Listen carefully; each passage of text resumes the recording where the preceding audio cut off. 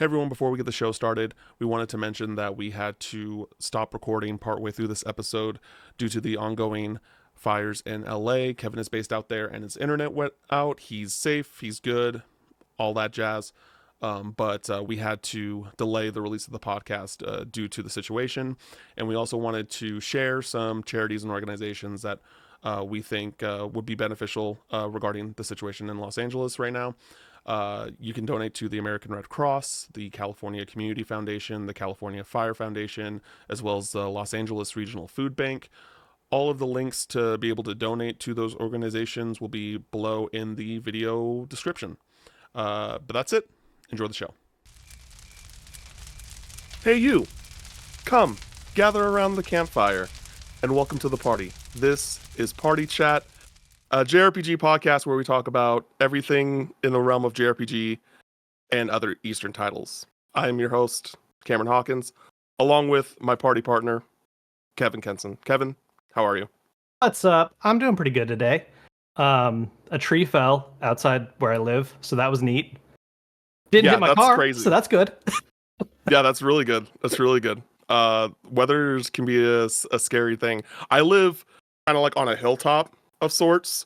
So like when it's windy, it's like super windy up there. Right. It's like the weather is like its worst where I live because we're just like on this giant hill overseeing the Reno Valley. Like if you have seen any of the pictures I post from like our backdoor patio, you can see like the whole valley from where I live. So I definitely get it. Weather can be a pain in the butt.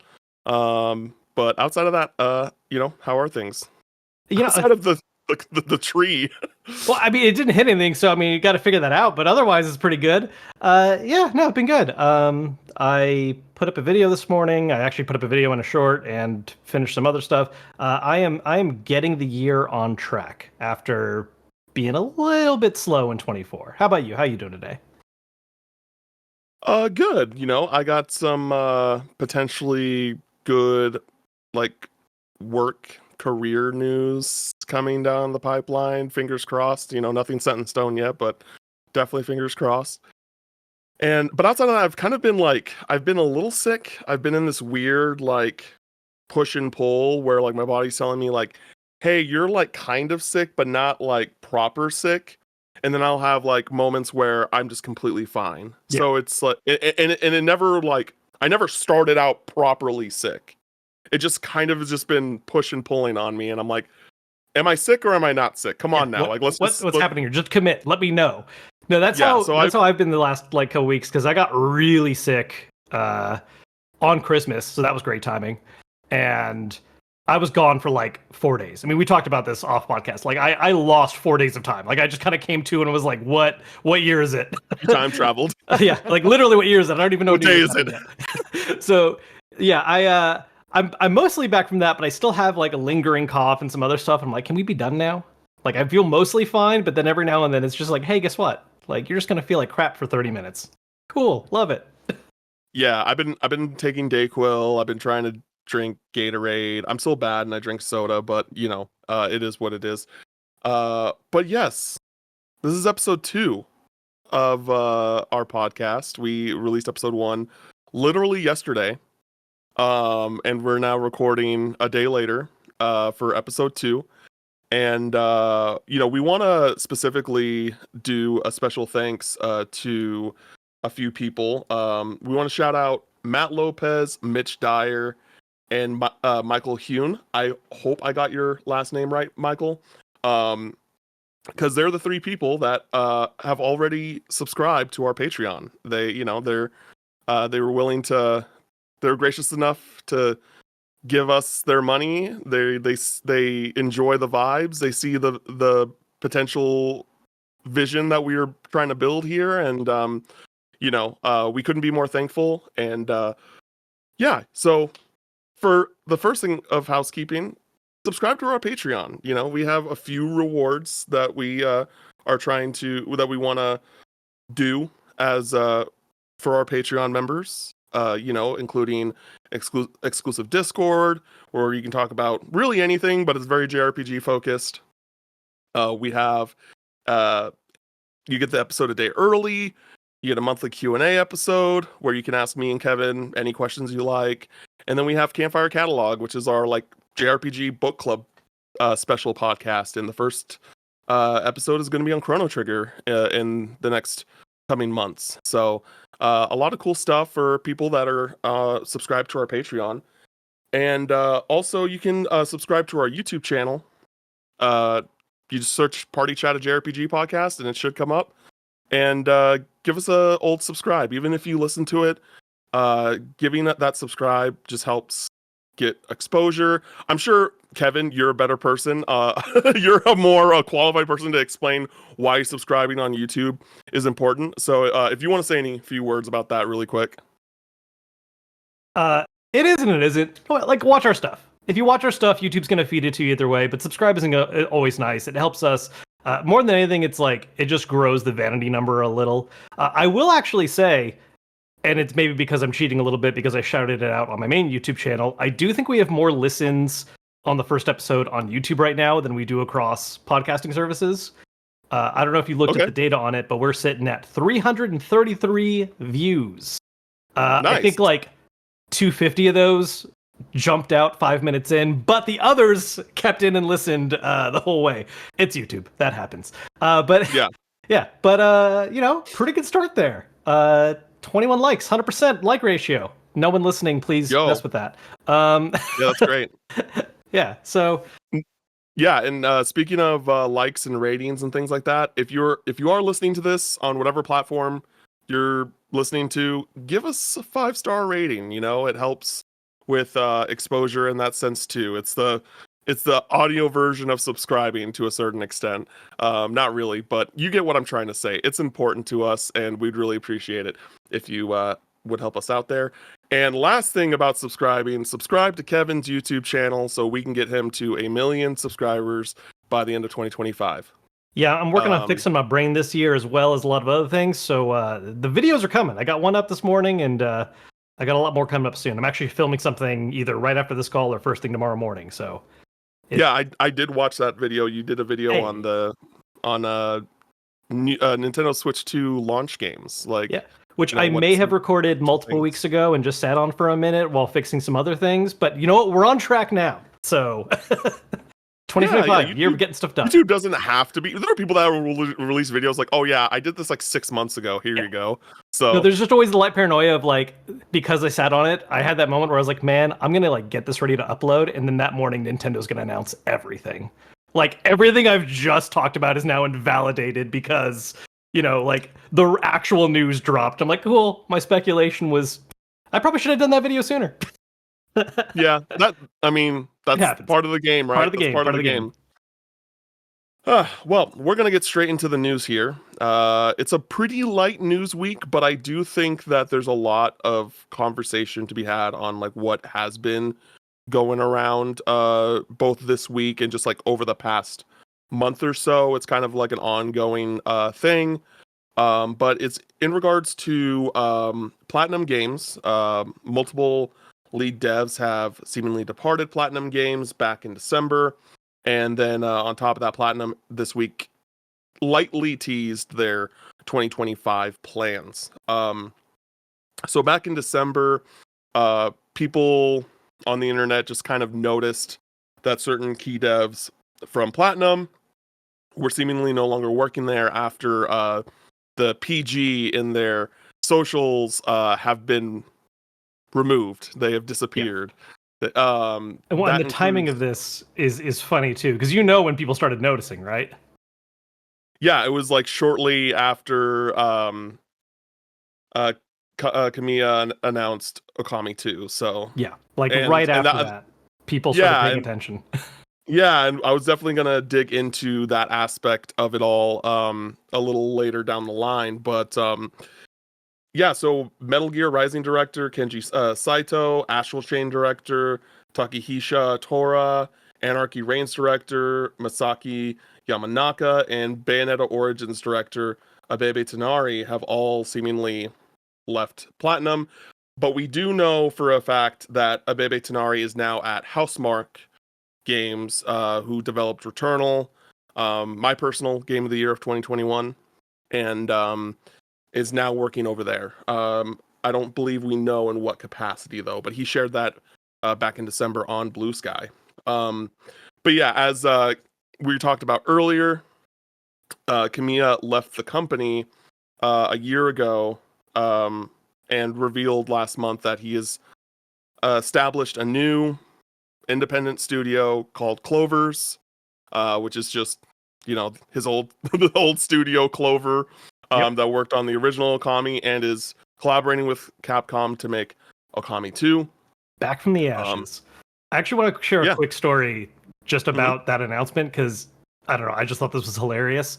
So you and I watched the TGAs at like a watch party. And there were a few other like journalists and people in the gaming industry and stuff all hanging out. And the funniest thing to me was how when that announcement went down, the Okami 2 reveal happened and like everyone cheered and there was excitement. And then the name drop happened to being like with Kamiya on board and like they're forming a new studio. Like that part of the announcement happened. Fewer people cheered, but the ones that were cheering hard. Like there was there was like an electricity in the air for the people who immediately knew like why that was a big deal, you know, for him to be working with Capcom again. And using the name Clovers, like that's I still like that to me was like the biggest news out of the TGAs the last year, just because it was like I would never have called that happening.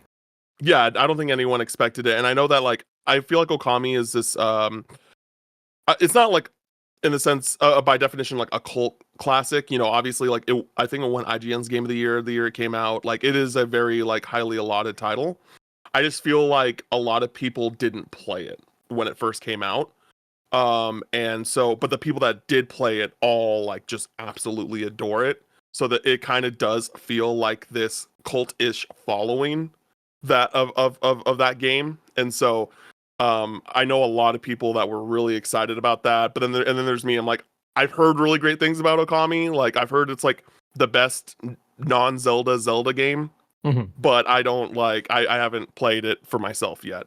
But it's cool that's happening. And the funny thing is, I rewatched the Game Awards after because like the venue that we were at, we couldn't hear anything that was going on. It was just all video. So I'm like.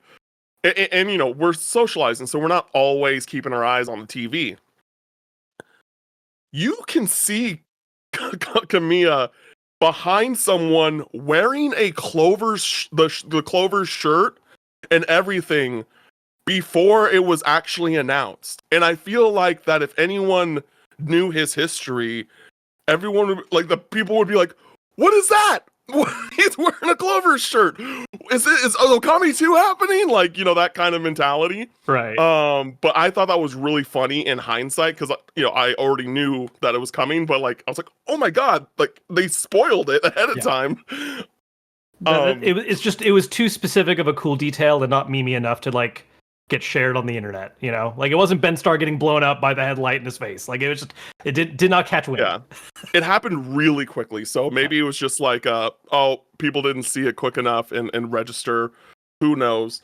But yeah, so there have been rumors. We know for a fact that Kamiya did take some of the key developers, not the ones that I've already talked about, from Platinum to work at Clovers, being Kunihiko Suda, who was the cinematic director, Hirokazu Takeuchi, he was the lead animator on Metal Gear Rising, and Rei Yamamoto, who was a animator for the Bayonetta series. So all of them already went with Kamiya. That's like known information. But a lot of people are sparking rumors that like, oh, all these other people left now too. Are they also being poached by Kamiya to go over to Clovers? And I think that goes into like a bigger discussion of the state of PlatinumGames as a whole. Because PlatinumGames has had a rough, like, I would say, what, 4 to 5 years? About that. I mean, we had some really big hit successful games like right before we hit the 20s.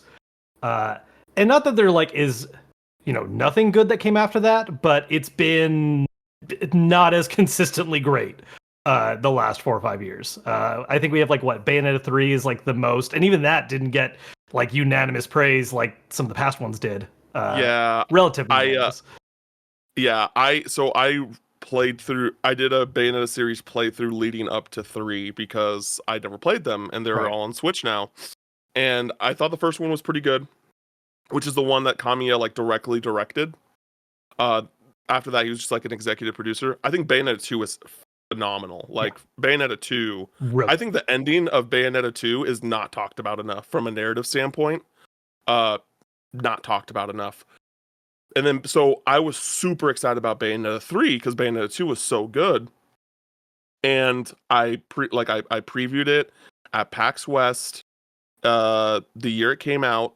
So it was like a month or two before the game was going to come out officially. And I played the opening segment of that game and it was incredible. I was like, "Oh, we're back." Like they're going to make Bayonetta 2 again basically.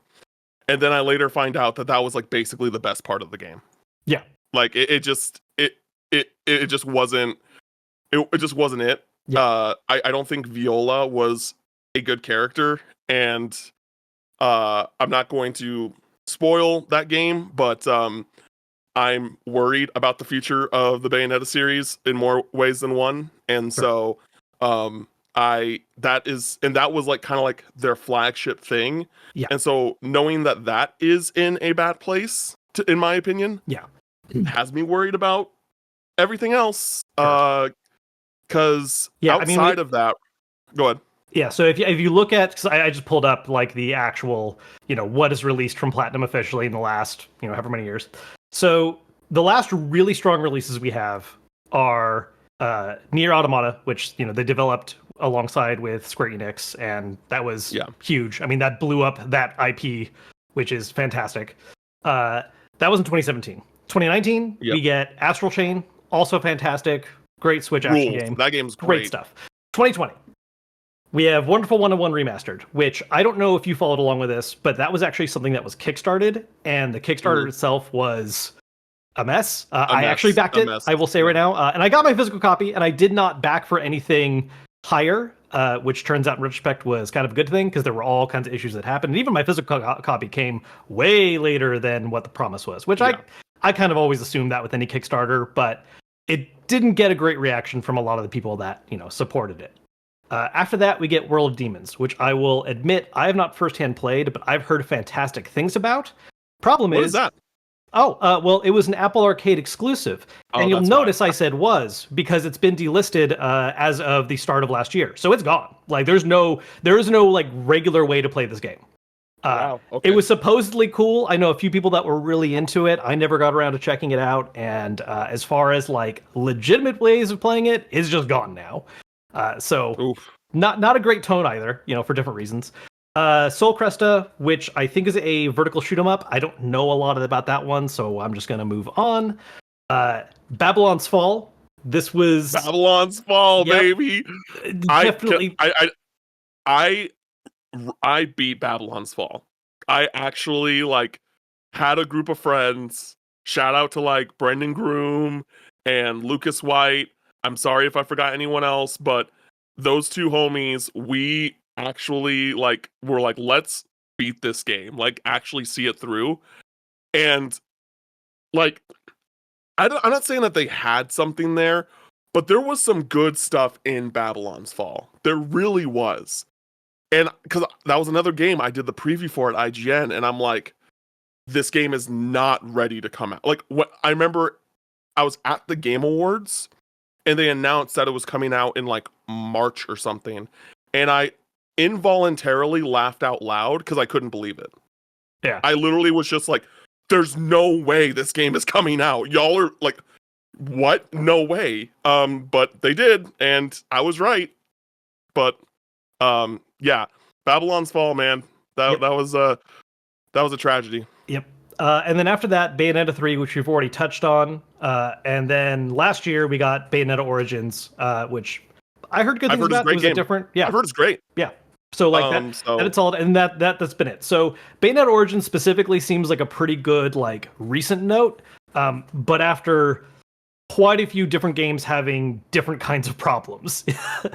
Yeah, and the thing that's interesting is that Abebe Tanari was the director of Bayonetta Origins, so he's no longer there either. So it's Yeah. just like, who do they have? I mean, Camille was always like kind of like the face of Platinum, right? But like even now, like who do they have for talent? And like, because Camille basically said out loud that the reason why he left was he didn't feel like he had like this kind of creative freedom that he used to have and like did in the past when he worked with Capcom, whether it be Resident Evil, Devil May Cry, or now Okami.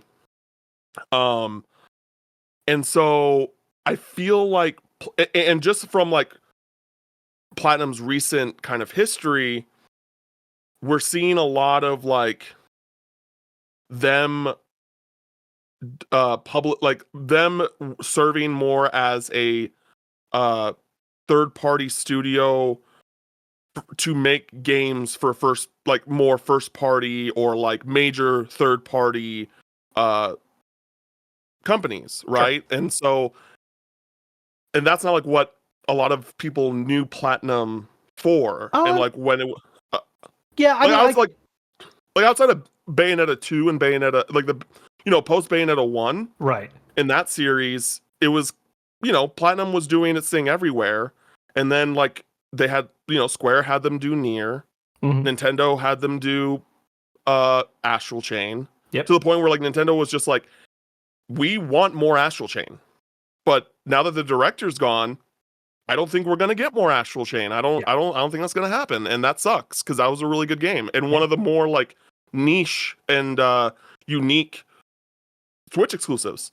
Yeah, no, and that's exactly it. Because like, first party wise, I would say Bayonetta is the largest thing that was with them, and then outside of that, it really was like what they did as far as working with other teams, right? Because even later, Bayonetta was thanks to Nintendo basically being like, hey, like we want to like support bringing this back. That's why Bayonetta 2 was a Wii U game originally. Wonderful 101, that was Nintendo. Astral Chain was with Nintendo. They also helped out with Star Fox Zero. That was another release that happened, which they also helped with Final Fantasy 16.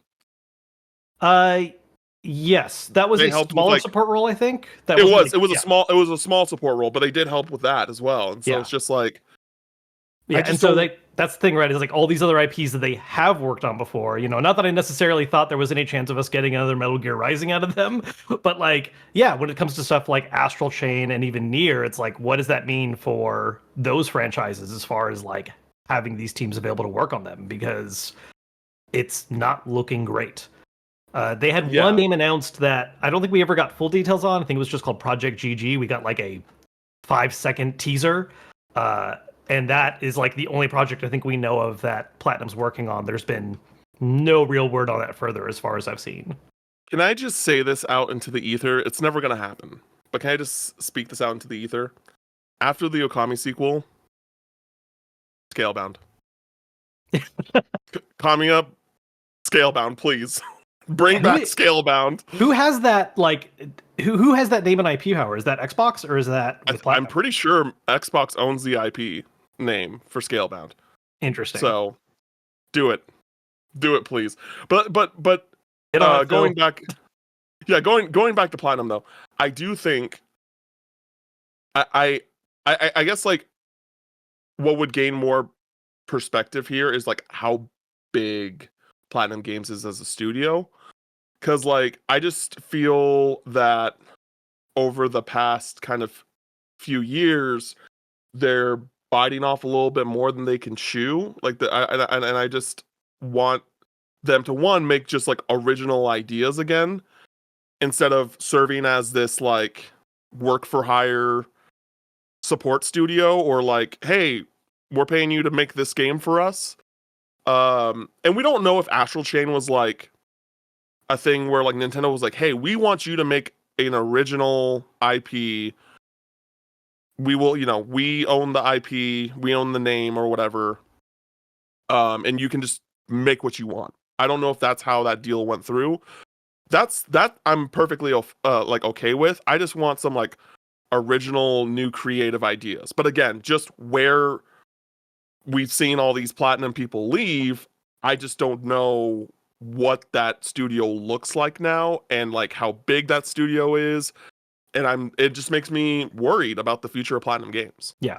Which I will say, silver lining a little bit. I mean, sucks for Platinum Games, but we also know that some of that talent, as you said, is already finding new homes. Housemark going to work with Clovers, and we don't know that for all staff yet where they're ending up or if they have landed somewhere yet.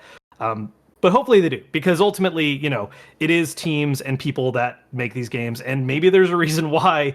You know, it could be a leadership issue where people weren't feeling comfortable in that environment making what they wanted to make, and it was time to bring those talents elsewhere. Yeah, maybe. But Platinum did share a little snippet of 2025 plans alongside a post celebrating the 15th anniversary of Bayonetta. The post goes, quote, "Thanks to everyone's support, Bayonetta has now reached the 15th anniversary of its release. It is because of you, our fans, that we are able to celebrate this special milestone. Please let us use this opportunity to express our heartfelt gratitude. Since its inception, Platinum Games has continued to push the boundaries of action games. In 2009, we were able to deliver a brand new action experience with the release of Bayonetta, which is a title that we are still very proud of to this day. Over the past 15 years, we've been able to walk alongside Bayonetta and the series' charming cast of characters. Bringing joy to so many people through Bayonetta has been an invaluable journey for us. Moving forward, we will continue to take on new challenges to create games that surprise and delight our fans. We look forward to your continued support of Bayonetta and Platinum Games." So, hopefully we get something new regarding what Platinum's working on this year. It sounds like that they're cooking up something, and I'm excited. I want to be optimistic. I want to be optimistic about what I always want to be optimistic with studios, of course. You know, like I don't want to see a studio fail. But this is just what we have seen of both recent years and just like the past month has me worried. And I hope that Platinum is in a good place, all things considered. But anyway, that's really all the news for this week. There's not a whole lot, and also we did record an episode 2 days ago, so it's a slower time of year, and we are immediately, you know, we're gonna have a bit more time between episodes, and when we do have the odd upload, it's because it's like dedicated to a review or something. But we just want to get the wheels going on this thing, you know. So yeah, exactly. But we're gonna jump into what we've been playing recently. Kevin, anything new outside of Visions of Mana in the last 48 hours? Exactly. To be honest, no, because I was busy getting back on top of stuff along with us launching this podcast. So I have not played anything since our last recording. Wow. But okay. I Nothing will. At all. Okay. Yeah, like at all. Well, other than like checking in on my gotchas, I guess. But okay. But I'll shout out another thing I did play recently. We already talked about Dragon Quest III last time, so I'll move. I'll go a little farther back. Let's talk about. Actually, you know what? You go first. I did have something ahead, and I don't know why I've lost it. It's just out of my brain now. So I know you've been playing something, and I do have some comments on that potentially. Yeah, so I mean, I really played most of it in November, but I'm planning on. I wanted to try and finish it today, but again, with the on and off like sickness and stuff, my body was telling me like you should rest. So I did not finish it, but I have played almost all of Paper Mario Thousand Year Door. This is my first time playing Paper Mario Thousand Year Door. I've played all the other Paper Marios outside of it back I've played all of them. So you've like kept up on top of all of them, and then you just found your way to like the best one last. Well, so I was going to explain what happened. So like when Origami King was announced, I remembered because like during COVID time, more or less, I was using streaming as a way to like do a bunch of series playthroughs that weren't like super big time sinks. So I did like I started with Metal Gear Solid, and so I played the first two Metal Gear Solid games. And then they announced Ratchet and Clank Rift Apart, and I was just like, oh shit, I've never played any of the Ratchet and Clank games. Like, all of these games are accessible on PS4. I'm gonna play through the entire series, and I did. And then once I finished that, shortly after, Origami King was announced, or maybe it was like while I was playing Ratchet and Clank, but I saw Origami King was announced. I'm like, damn, that's a series I am also completely have not played any of them. And so I was like, that's going to be my next series.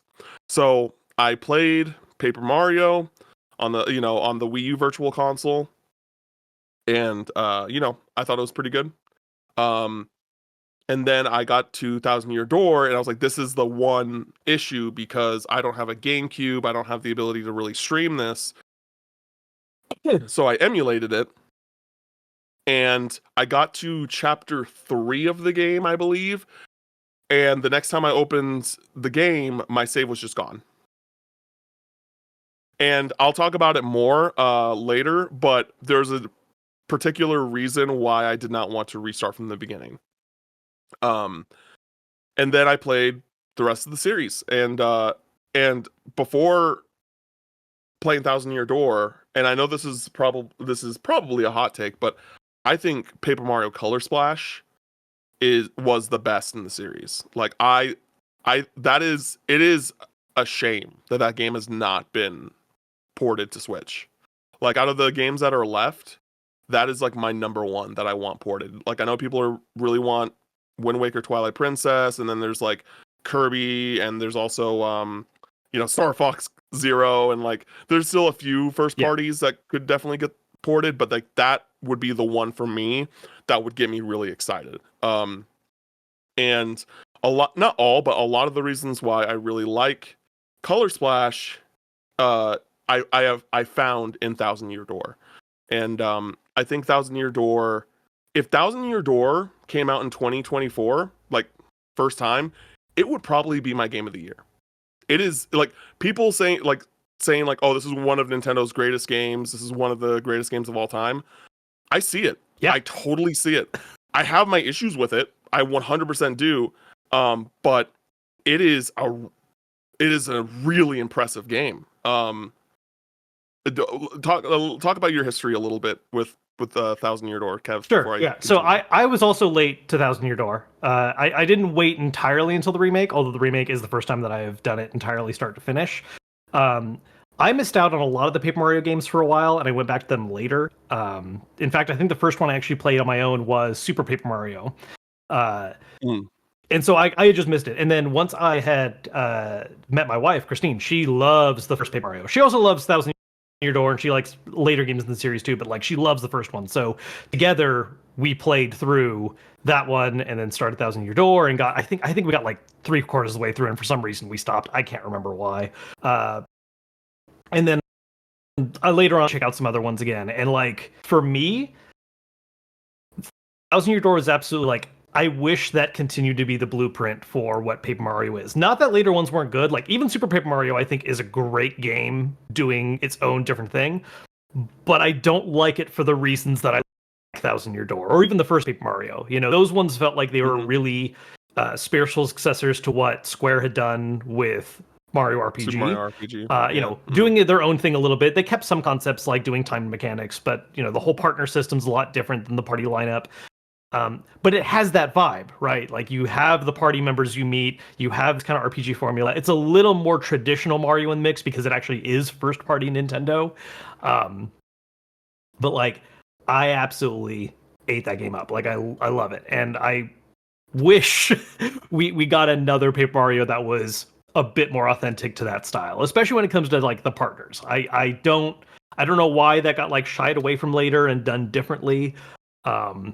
But like that to me is like, I mean, we talked about this in the first episode. I love parties. I love like the cast, and that is something that's very heavily missing in later Paper Mario games, especially when you look at these big personalities of like the concept behind the characters like Lady Bow and stuff. Like I love those designs. There's such fun, interesting spins on traditional Mario characters or monsters at least, and I just feel like we haven't had that in so long. Yeah, I think what is most impressive about, or what I continue to be like, wow, wow, wow, when I play Thousand Year Door in particular, there's two things. One is the localization. The localization for this game is one of the best localizations for any like Japanese game I've ever played. Like that is a game where, you know, and it's never going to happen because Nintendo, but I would love a documentary on just how like the localization process of that game, because it's just so witty and it's so like goofy, and it just like, how did you it's literally just like, how did you think of this stuff? Yeah. Like the mob boss and like the mob and like how, yeah, like there's so much charm to all of the different characters. Yeah. That Big is just so impressive to me. And then there's like what was it, Hawk Rock, like the wrestler is like, there's just so many funny like characters in that game, and like that's kind of what I got from Color Splash, is that I thought Color Splash was super funny. I thought it was a super funny game. And then like Thousand Year Door, you know, just upped it even more. And on top of that, I also think the other thing that I really, really like about it is how each chapter feels like a new idea that the developers decided to throw at the player. The first one is like pretty like straightforward, simple, but then you get to the like the tree, which is like basically like these Pikmin type creatures. And admittedly, I don't like that dungeon. I don't like that mechanic. And that was the big reason why I did not immediately restart, because I just got done with that part of the game and I was like, I do not want to deal with that shit again. That was terrible. And I still think it's bad. That is like the worst part of the game for me. Yeah.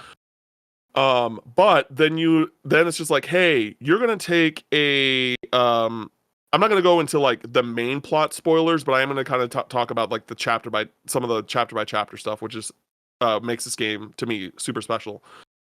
You take a blimp up to a city in the sky, and then there are these like, you know, fights that are happening up here, and it's basically a tournament arc. The chapter's a tournament arc, and it's just like, okay, cool. We're doing a tournament arc in Paper Mario. And then like the next time you are, you know, the next chapter, you're in this really like depressing, like scarecrow vibe town called Twilight Town, funny enough. And like somehow I never knew, no one ever told me that. No one ever told me that there was a town called Twilight Town in Paper Mario, because I was like, wait, what? And then like there's like a specific thing that happens in that chapter where I was just like, oh, that's really cool. That is a actual surprise that like I do not want to spoil. Yeah. Because it was a really unexpected twist. That I was like, that was when I was like, oh, this game really is special. That was like that was the moment where I'm like, okay, this is different. And then there's and then like the next chapter, you're basically shipwrecked. You're on an island, and like it's like an episode of Lost and Survivor, and like you're just trying to find your way back to the Rogueport is the name. And then the next chapter, it's Murder on the Orient Express. Basically, you on a train and you're fucking solving mysteries. It's like just every chapter is just so unique and different, and like it feels like it feels like you're almost playing a different game, and it's just like so clever and so great. And and then when you find out, like, you know, because like Princess Peach is like captured, and like when you find out where Princess Peach is, you're just like, what? What? Yeah, no, And just a game that just absolutely like what you said earlier, like oozes charm, right? Like how big the yeah. personalities are for all the characters, how ridiculous like the context and situations it throws you in, and some little twists here and there that you just don't see coming. It really like it's hard to argue for me like for any other Mario RPG, you know, across that, the Square game, and Mario and Luigi, like any of them beating this one out. Like there's other great ones, but just Thousand Year Door really is something very special. It's really special. I think for me personally, I haven't played all the Paper Mario Mario and Luigi games. Mhm. I still think by the time I finish this game, I will like Superstar Saga more. Mm. But I do still really love Paper Mario. And also like the battle system's perfect. Yeah. It's literally a perfect battle system. And that's the thing that like kind of what you said, like, why did they not continue using the same thing? Because it's just flawless. It really is a perfect battle system, and they just didn't use it anymore. And it's like they gotta bring it back. Like So- I don't know what Nintendo, and I get it. Like at the time, right? Because at that same time, that was when like Superstar Saga was also coming out, and Nintendo's mentality was like, okay, moving forward, Mario and Luigi is gonna serve that Paper Mario RPG hole. And then we're gonna use Paper Mario as the experimental, like trying different things franchise. Right. But why? But why? But why, But why? Nintendo? Because you made a great first game, a basic like a masterpiece of a second game, and then you're like, you know what? We're just gonna do something completely different. Completely different. And again, No! Super Paper Mario is great. Like I like Super Paper Mario is good, but it's for so many extremely different reasons. Like it feels like a different franchise outside of the art style. You know, like it's just like I am curious though, because you talk about the combat system being perfect. Which way did you play Thousand Year Doors combat? Did you balance out your stats, or were you nonstop badge points only?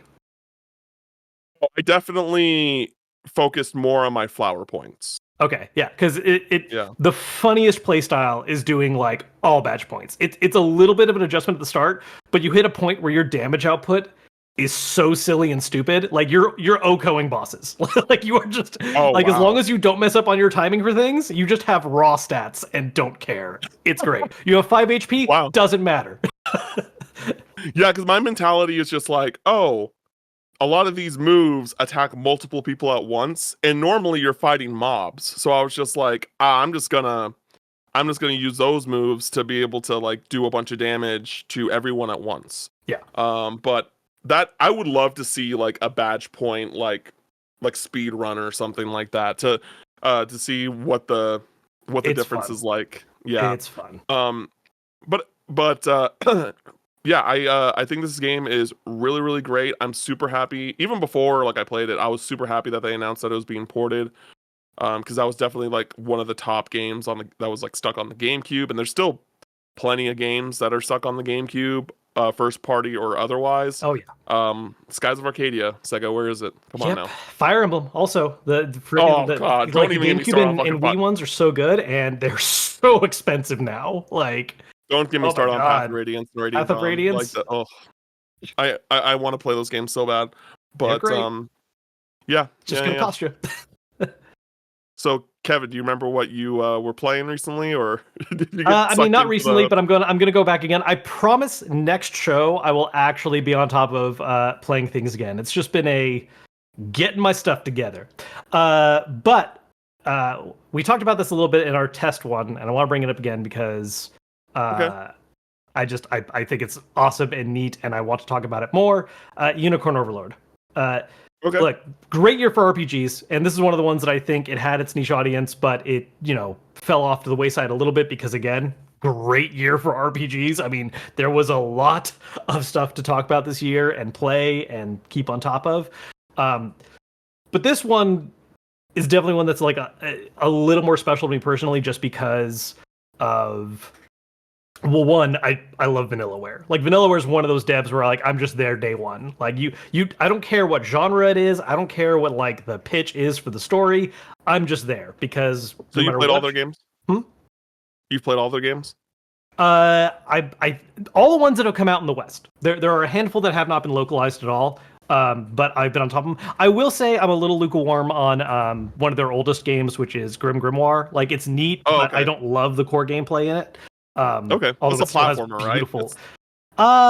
It's kind of a strategy unit based. It's a very specific game. But Okay. the I rest of their have it. I have a catalog, copy. Odin Sphere, Muramasa, Yeah. Dragon's Crown. Muramasa needs to be ported. That's a Yes. game that needs to be ported Muramasa too. needs to be ported. Dragon's Crown, like they just need to open up to PC because Dragon's Crown would be so perfect on Steam Deck, and it angers me that it's not there. But you have PlayStation Portal. You can play on PlayStation Portal. Well, yeah, but okay. So this is Dragon's Crown was originally made with Vita in mind, and so one of the gameplay mechanics involves touchscreen stuff, and so like, yes, there's certain handheld things. Is the PlayStation Portable not touchscreen compatible, or is it just in the specific It's touchscreen compatible, but it's not. They're not going to like make special mechanics in games to account for it because it's just remote playing your PS5. Okay, yeah, I guess that makes sense. Yeah. But yeah, like it's so good. And then as you were saying last podcast, 13 Sentinels also great. Oh. Anyways, Unicorn Overlord, the game they almost went bankrupt making apparently. The reason why this one's so special to me outside of just loving what Vanillaware does is that it brings back a very specific style of game that there hasn't really been an equivalent of, which is the early Ogre Battle games. It's not the exact same thing as an Ogre Battle title in general. It doesn't have quite the same tone as like Matsuno writing, and it doesn't have some of the like the old Ogre Battle games have like really esoteric ending requirement stuff where it's like you have to capture towns a certain way or else you're perceived as a bad guy. It's a whole thing. Unicorn Overlord gets rid of all that stuff, but keeps the same, or at least a very similar combat system, which is this real-time strategy, but you have like units that you've set up as little battalions, and depending on what their setup is, it affects how they like operate in combat. And so there's a lot of theory crafting and how you make stuff and how you like compose your squads, and a huge cast of characters, beautiful art style that Vanillaware has, and it's just such an awesome, neat little game to me. Like I will say, like, especially when comparing it to, again, what I think its chief inspiration is Ogre Battle, the story doesn't hit as hard for me. It's very traditional, like, you know, you are the exiled prince of good guy kingdom who now has to take it back from the bad guy who is maybe possessed, who knows, but it's evil. Yeah. And it's every Fire Emblem plot, you know, like it's that setup. But that's really just kind of a wrapper, I think, for the combat and the gameplay itself, which I think is phenomenal. Like, just a wonderful little gem of a game that came out last year that I think a combination of the name and just people not really knowing what it is, I did a lot better than I think a lot of people expected it to, but I would love more people to give this game a shot because it is wonderful. Yeah, I played it when it came out. I played a good chunk of it too. I probably put in like 30-ish hours into it, and then I kind of fell off, partly because I'm pretty sure Rebirth. But on top of that, like, I just felt the gameplay cycle just kind of got boring for me a bit. Sure. And I think that when you kept on meeting units that just felt like another version of a previous unit that I already had, and I was just like, I don't really, and the stories like weren't really doing anything for me. I'm just like, okay, here's another person, sure. Right. Like, you know, there were some notable characters, like there was like the prince that you meet at partway through, and like he felt like a core character in a way that like the main characters that you start out with were. But yeah, it just like a lot, like a lot of the units felt like cannon fodder in a sense. Sure. Where it's just like, okay, yeah, well, I mean, especially with the cast especially with the cast size it hits, there's absolutely a lot of those characters where it's like, you're meeting me in this town, and I'm the person who has this background, and this is not going to be relevant anytime after this specific battle when you recruit me. Absolutely, that happens. Like, there's a handful of characters that have fairly large roles, but there's also a whole lot of like, you need more units and more people, and you can hire random ones, but we're going to give you a healthy supply of at least partially built up personalities. Absolutely, yeah. Like, and again, that's why like I don't think that's a huge strength of the game, but it's especially I think the big thing ultimately is it's this very specific kind of strategy RPG, and it's a format that just has not been explored since like the N64. So there's this part of me that's just like, yes, please, more of this. Like, let's tap into some other styles that we don't see all the time. I've played plenty of grid-based RPGs, and I love my grid-based tactical RPGs, but there's room for these other approaches too. Yeah, I feel like out of all my JRPG friends, you love tactics games like more than most, if not the most. I remember like you a lot. Tactics is like, a core memory for me. Yeah, I remember like the weekend after Triangle Strategy came out, you're like, oh yeah, I already finished it, and I'm like, what? Because I liked it. I was shook. I was like, what? Because like I like tactics games, but I'm not good at them. Sure. That's like kind of where I sit with tactics games, where like I really like tactics games. I'm not very good at them, and so like I struggle. I'm a lot slower to get through those games because like there's like a mental, not burden, but there's a mental exhaustion when I play tactics games where I'm just like, oh god, that was so mentally taxing that I have to like take a break, and then like I'll go to the next battle. Like, you know, I'll take a break of just the session. I'm like, I can do like a few fights, and I'm like, okay, I gotta step away for a bit, and then I get back to it, and that's kind of how I go through most of my tactics games. Some tactics games hit really well for me, like Mario and Rabbids Kingdom Battle, super good. Yeah. I didn't finish Sparks of Hope, but like that is a game I definitely want to get back to. So like there's definitely can be and then like Fire Emblem Awakening is one of my favorite games of all time. Like there's definitely games that hit for me like that, where I'm just like it just like everything clicks and my brain just like it goes. But in most cases, I'm just like, oh gosh, I gotta take a break. So but especially like because that is a genre that like historically, like Fire Emblem. Well, no, even Fire Emblem when you go before Awakening, like that's a genre that historically like doesn't, for a long time, didn't have a lot of accessibility options, like difficulty wise. It was like there's the one difficulty setting, and if you find things difficult, I guess you have to grind. Like that's what you have to do. And if you're not even good enough to do that, well, here you are, you know. And so like you know, playing stuff like Final Fantasy Tactics Ogre, the older Fire Emblem games, which those did have difficulty options, but it was like unlocked after, and they had the permadeath for a long time. You unlocked a higher difficulty, not an easier. Oh, okay. But yeah, like that genre did not have a very inviting approach if it just didn't click with you right away. And we've seen that change. Like that's actually one of the things I really praised about Triangle Strategy is that like I think it's an awesome intro to tactics RPGs because there's a lot less cognitive load on like building characters, and it actually has difficulty options. So like if you want to play on easy, you can, and like ease yourself into it. It does a lot more to not be like, okay, I hope you figure out what all these stats mean and like equipment loads. Enjoy.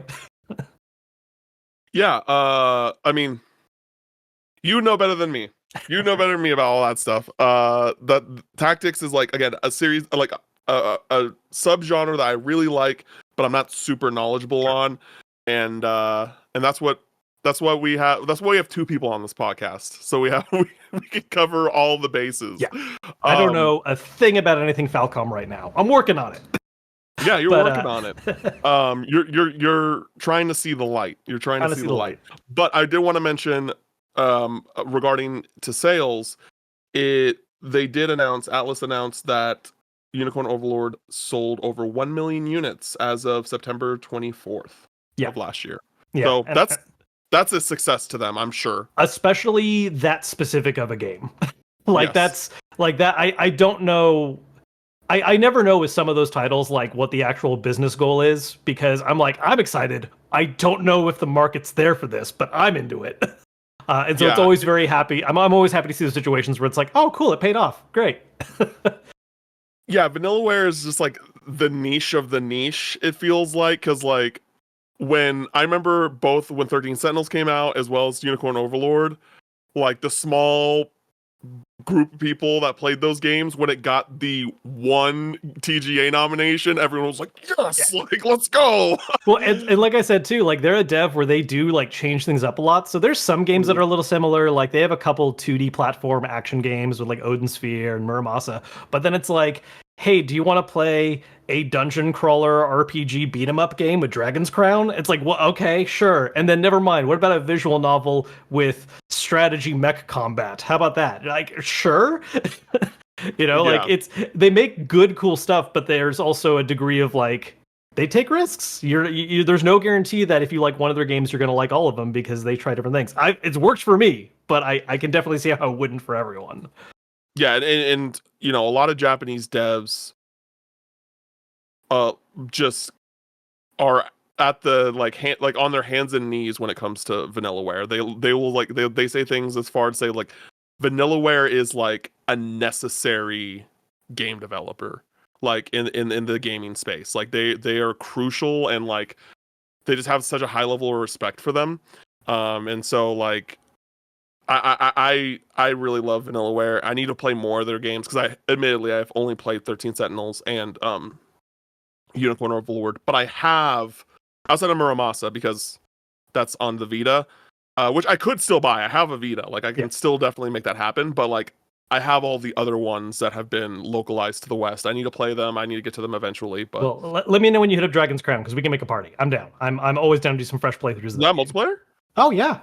Oh Yeah. shit! Or Okay, player okay, co-op, yeah, man. yeah, yeah. Great. Hell yeah! Let's do it. Okay. Cool. Dibs on dwarf. So now we're going to get into the topic of the show, which that is our most anticipated games of 2025. Yes, and to be before clear, we get no started, time has passed between the last time we were talking. No time has passed. No time has passed. I'm wearing a different shirt. Don't worry about it. Yeah, we're wearing different clothes if you're watching the video version. And there hasn't been a major fire that broke out in California that made Kevin lose power. Nothing like that. But before we get started on that, I did forget to mention last episode, in regards to January releases, that Phantom Brave: The Lost Hero is coming out on PS5, PS4, Switch, and Steam on January 30th. With that being said, now 2025 games. So what we're gonna do is we're gonna go down the line. I have like a list of games that already have a release date or are slated for 2025, and we're just gonna get a vibe check. We're gonna get a vibe check on if we're excited for it. We might go a little in depth on certain titles. Like we'll see. We're just gonna run it and see what happens. So we're gonna like try and knock out a few of these at once here, but we got starting off. But we got Legend of Heroes: Trails Through Daybreak 2. We got Trails in the Sky First Chapter, and we got East versus Trails in the Sky Alternative Saga. Obviously, I'm super excited for all of these. And Kevin, you are like, I'm gonna do it. This is the year. I'm gonna start Trails. Well, the thing is, you did start Trails, but you stopped. Yeah, because that was the exact game. I was gonna say that was the exact game that you like basically reached out to me being like, hey, you play Trails? Like, ball, like hell yeah.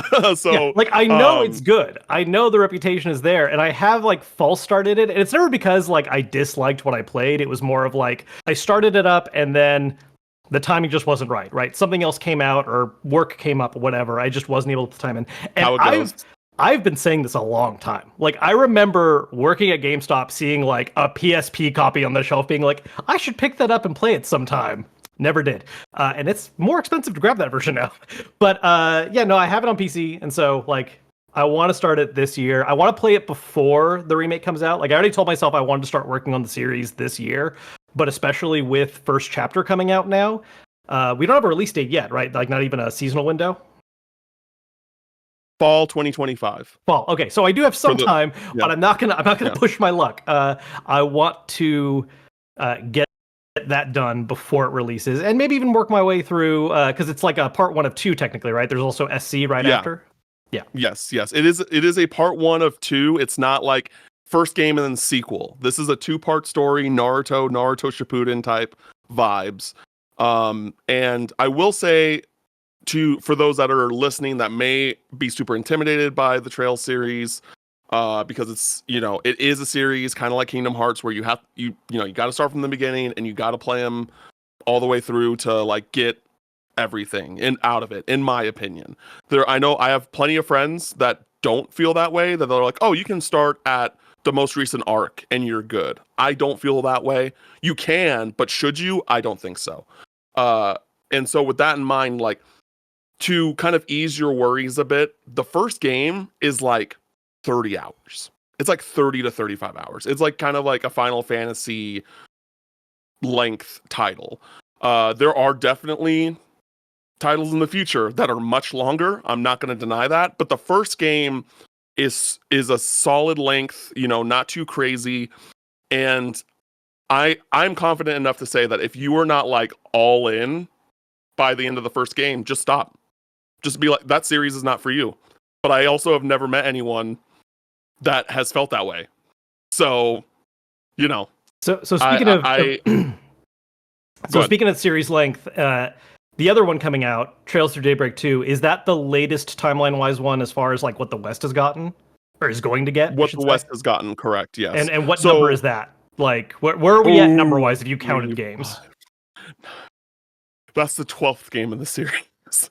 That's the 12th game in the series. I know, it's crazy. Like, it took me like, I want to say I didn't hit 3 years, but like it was in year 2 where I caught all the way up. Right. And that was, and I did take some breaks. I more or less did like the first 3 games, took a small break, did the second arc, which is 2 games, took a little break, played the first 2 of the third arc, took a little break. Because like that, the Erebonia, the Cold Steel games, those are kind of like 2 arcs in one, because there's like a time jump between 2 and 3, and like Reen is like in the first 2 games, Reen is a student. In the third and fourth game, he is an instructor. He is teaching the new generation, like that type of thing.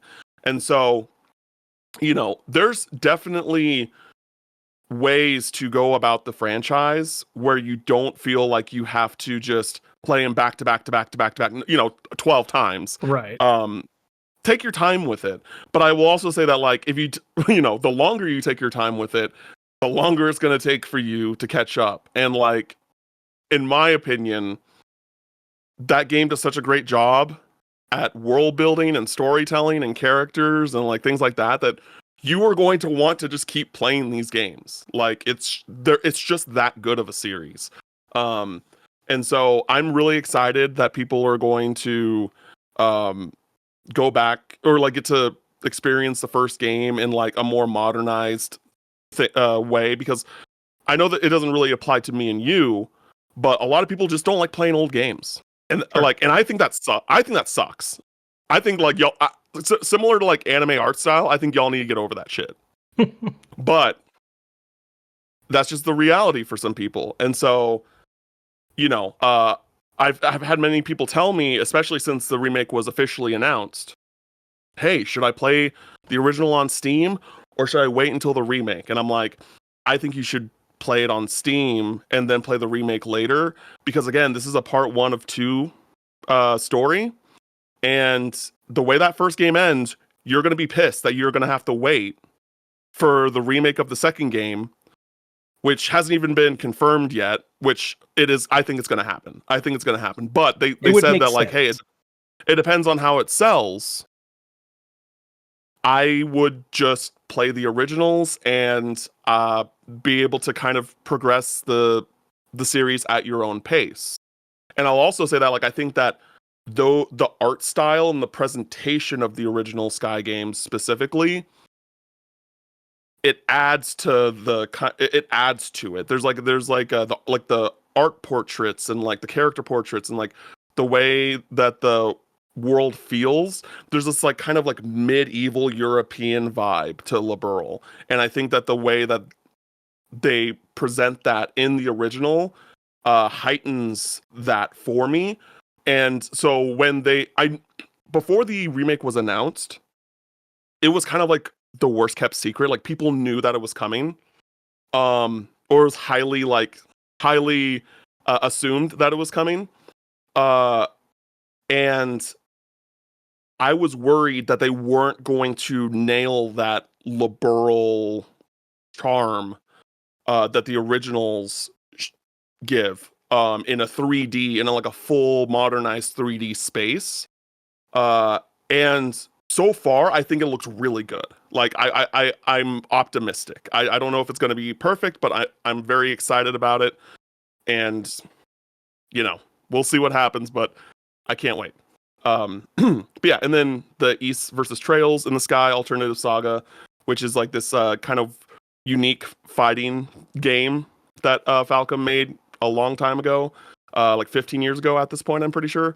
And I don't really know much about it, if I'm being completely honest, but because I never thought it would get ported, so I never thought like to really look into it. But and I mean that is like out. And that is like a fan game, right? Or I mean, not fan game in the sense that like it's made by the actual dev, but I just mean in the sense of like East and Trails are not in the same universe, right? Like this is just like we grabbed characters from across our games and we're putting them together. This is for the fans. Exactly. Like yeah, it's like not quite Smash Brothers with the number of things, but it is that kind of situation. It's a crossover thing for people that just love their stuff. Mm-hmm. Exactly. Next we have Like a Dragon, Pirate Yakuza in Hawaii. Yeah. We probably would have mentioned this on the next episode, but because we had to be delayed, there was a Like a Dragon direct on this game today. Kev, you want to talk about it? Yeah, I do. Because you actually haven't had the chance to watch through it yet, right? I think you just saw some of the stuff that came out of it, but... Yeah, I've skimmed through it a bit. It is a very special presentation. Because like they dive into it right away, and whoever wrote the script for this presentation had way too much fun. Because I like legitimately there is a pirate pun every 4 seconds. Like just like constantly back to back to back, no breaks. You can hear the narrator smirking to themselves a little bit, like with just how much stuff they're saying. I'll let most of them be a surprise, but I want to say my favorite one that like I died a little at was, yes, this game is canon, and you're going to need a lot of them. It was just it's that. For 13 minutes, you're just hearing jokes like that. So if you love puns, you're going to be keeling over laughing. Oh, it's great. I feel myself getting into older dad humor immediately. I'm not even a dad yet, and it's hitting. But yeah, so we got a direct this morning that showed a lot more in-depth combat gameplay. They introduced some of the support systems, like how there's going to be pirate crews you can build up, customizing your ship. You can get like an anime girl paint job on your ship if you want.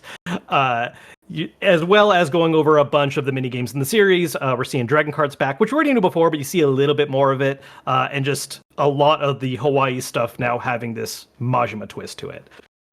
Look, the game looks fantastic. Like, combat looks great. Even though the main series has now gone to the turn-based approach, what live-action games, or not live-action, the games that are using, like, real-time brawler combat, they have been improving upon. I mean, like, the Judgment games are phenomenal in that respect. And so it looks like they're taking another step forward with this one a little bit, especially because they are adding, like, aerials. Like, you can do air juggling combos and stuff now, which you couldn't before. Really good-looking stuff.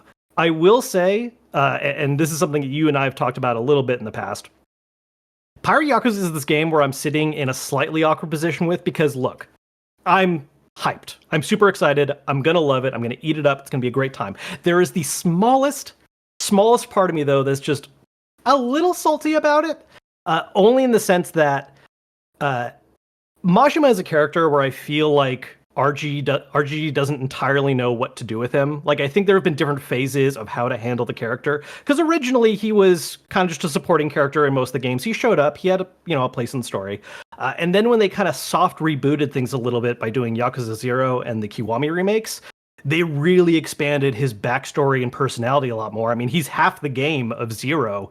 And I think a lot of people who, especially if you started at Zero, fell in love with like this more fully developed version of him. But then a lot of times you end up seeing him in later media where it's just like, oh, that wacky Majima, that silly guy. And like, I have this feeling that's what we're mostly getting with Pirate. Like, it's going to be fun. I'm sure there's going to be some great bits. But there's this part where like, I really want to see more exploration of like Majima's full personality, not just, oh man, he's got amnesia and now he's on a wacky pirate adventure. We'll get that. I think we'll get that because like even when it came to like Infinite Wealth, like with Infinite Wealth, we at least with on the Ichiban side of things, like we didn't know what he was really like what the story was really focusing on outside of what was happening with Kiryu. Sure. And so like if we didn't know like about the Kiryu stuff, it would probably be presented in a very similar way where it's like, oh, we're getting a wacky hijinks in Hawaii as Ichiban, but we don't really know what the story is and like what the depths are going to go to. And like granted, I think that game failed Ichiban in big ways, but like there's still the opportunity for them to not do that to Majima. And like because I agree with you, like I'm not as high on Yakuza 0 as most other people, but I do think Majima was like the most interesting part of that game. And I was, as someone who started with 0 and went down the line, and everyone like really liked Majima, like just from word of mouth on the internet and stuff, I was just like, oh, this character's like significant like throughout the series. And he's really not. Like he's just not. Yeah. Especially the way they handle him even later on. Like even after they do the soft reboot, right? Like they do Kiwami and they do 0 and give him this whole personality, and then we get Yakuza 6. He's like not around, like at all. Like, and part of that was because 6 was supposed to be like, oh, we really just want to focus just on Kiryu. This is Kiryu's story, and we're like wrapping that up, even though that's not really what ended up happening in the long run. But yeah, like that's the thing. Again, like I feel like Majima got these really interesting additional highlights, specifically in 0, Kiwami 2, and even Kiwami to an extent. Like Majima Everywhere is a silly thing, but like it does give him a lot more presence and builds up a little more of this idea that like him and Kiryu are rivals and kind of friends at the same time. Mm-hmm. But you don't get that nearly as much outside of those three.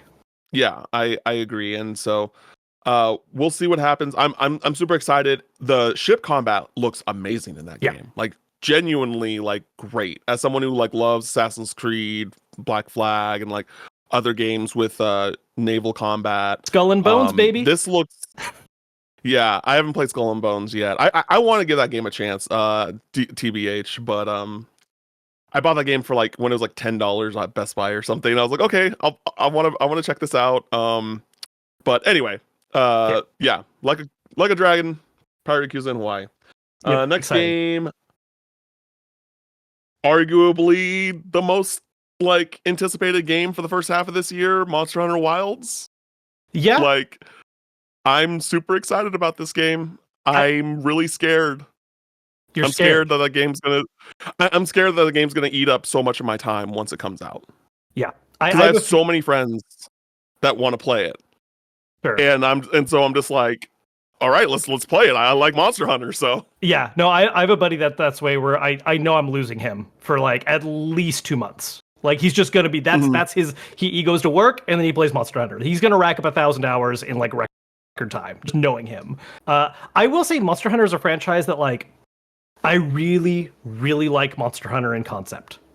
I have never been able to keep up with it. And I think part of that is just because I don't always have like a great immediate friend group to keep up with. Like I feel like every time I've gotten into it, I have another friend that starts, but then I'm just not on it as much as they are. So it's like, oh, you guys are like how far ahead? And I have very basic gear. Okay, let's do this.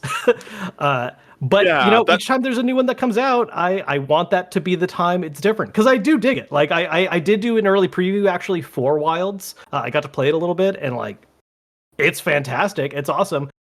It does have a little bit more single player support. Like you can get AI allies to join you when you're playing on your own, which is nice. So it can support that a little better. But obviously it's best with actual people. Yeah, I'm excited for it. Yeah, I understand what you're saying, where it's just like, oh, you play like that. Monster Hunter is kind of weirdly a cooperative game where you feel like if you were behind, you have to still like play where your friends are at and Right. not them go down to your level to help you. Exactly. Because like the hunts are so long and it's such a big time investment in general that it's just like, oh man, like I want to help you, but I'm also just like, I got that shit already. Like I've done that. I don't need to, you know what I mean? Yeah. And some people might say that I'm wrong on this, I'm off on this, but through my experience of playing with other people and I'm behind, like I'm trying to like do what they're doing and I'm just like not equipped for it. So I don't know. We'll see. Yeah, super excited. I'm gonna pick up the bow on this one. What are you thinking about picking up on this one? Probably, I usually test out Sword and Shield first right away, just because it's usually kind of like Okay. the balanced jack of all trades a little bit. You have easier item use. Uh, I like that kind of versatility approach. Although one of the things with this one is you can carry two weapons now, so that might Yes. change my thinking a little bit. I might be like, oh, well then, maybe I have a ranged weapon and then a different melee option. I always like gun lancing concepts just because like make a Mm. big explosion, go boom. Yeah. But yeah, there's a few different that look fun to me. But I usually default to Sword and Shield first, just as a like get into it. Okay. Yeah, I used the charge blade in World, and then I used the hammer in Rise. But I just saw the bow this time around. I'm like, this shit looks so cool. I wanna get good with the hunting horn, but I feel like it just feels like such a high like skill entry to Sure. use that properly. And normally I like weapons like that, but it's just something about it. I think actually the main thing is that like I feel like I should only use that if I'm playing with a group.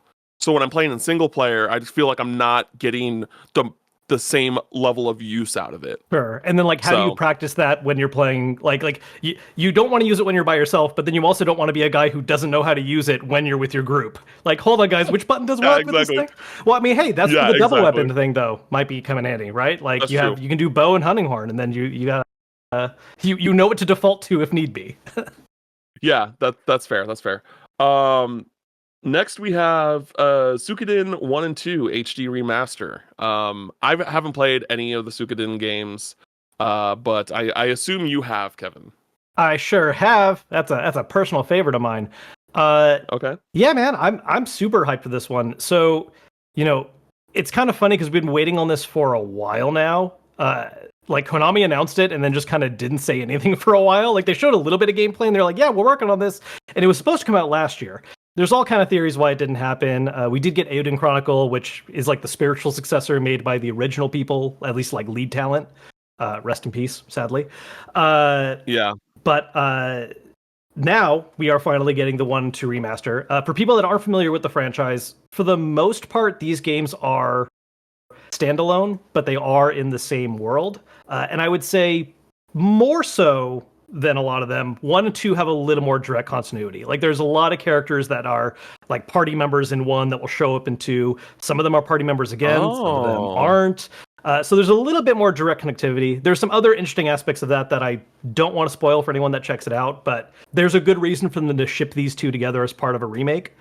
Remaster, whatever term they want to use. I mean, it's been visually totally redone, but they are so good. What do you know of Suikoden? Just out of curiosity, like just as an outside observer. I know that Suikoden 2 is like, highly lauded as one of the best JRPGs ever. I know like some story spoiler stuff about that game that I think is super interesting, and I'm like excited to see that. I didn't know that 1 and 2 were like directly connected like that though. Like I thought that they were all like one-offs. So Yeah, and they still are. Like I would say the main plots of them are fairly divorced, but there's a lot of like, oh, this guy who fought in this war, he just ended up in this area now and he's joining your party. Like there's always been light connectivity between all of them, but 1 and 2 is a little stronger than the others. Outside of just being in the same world.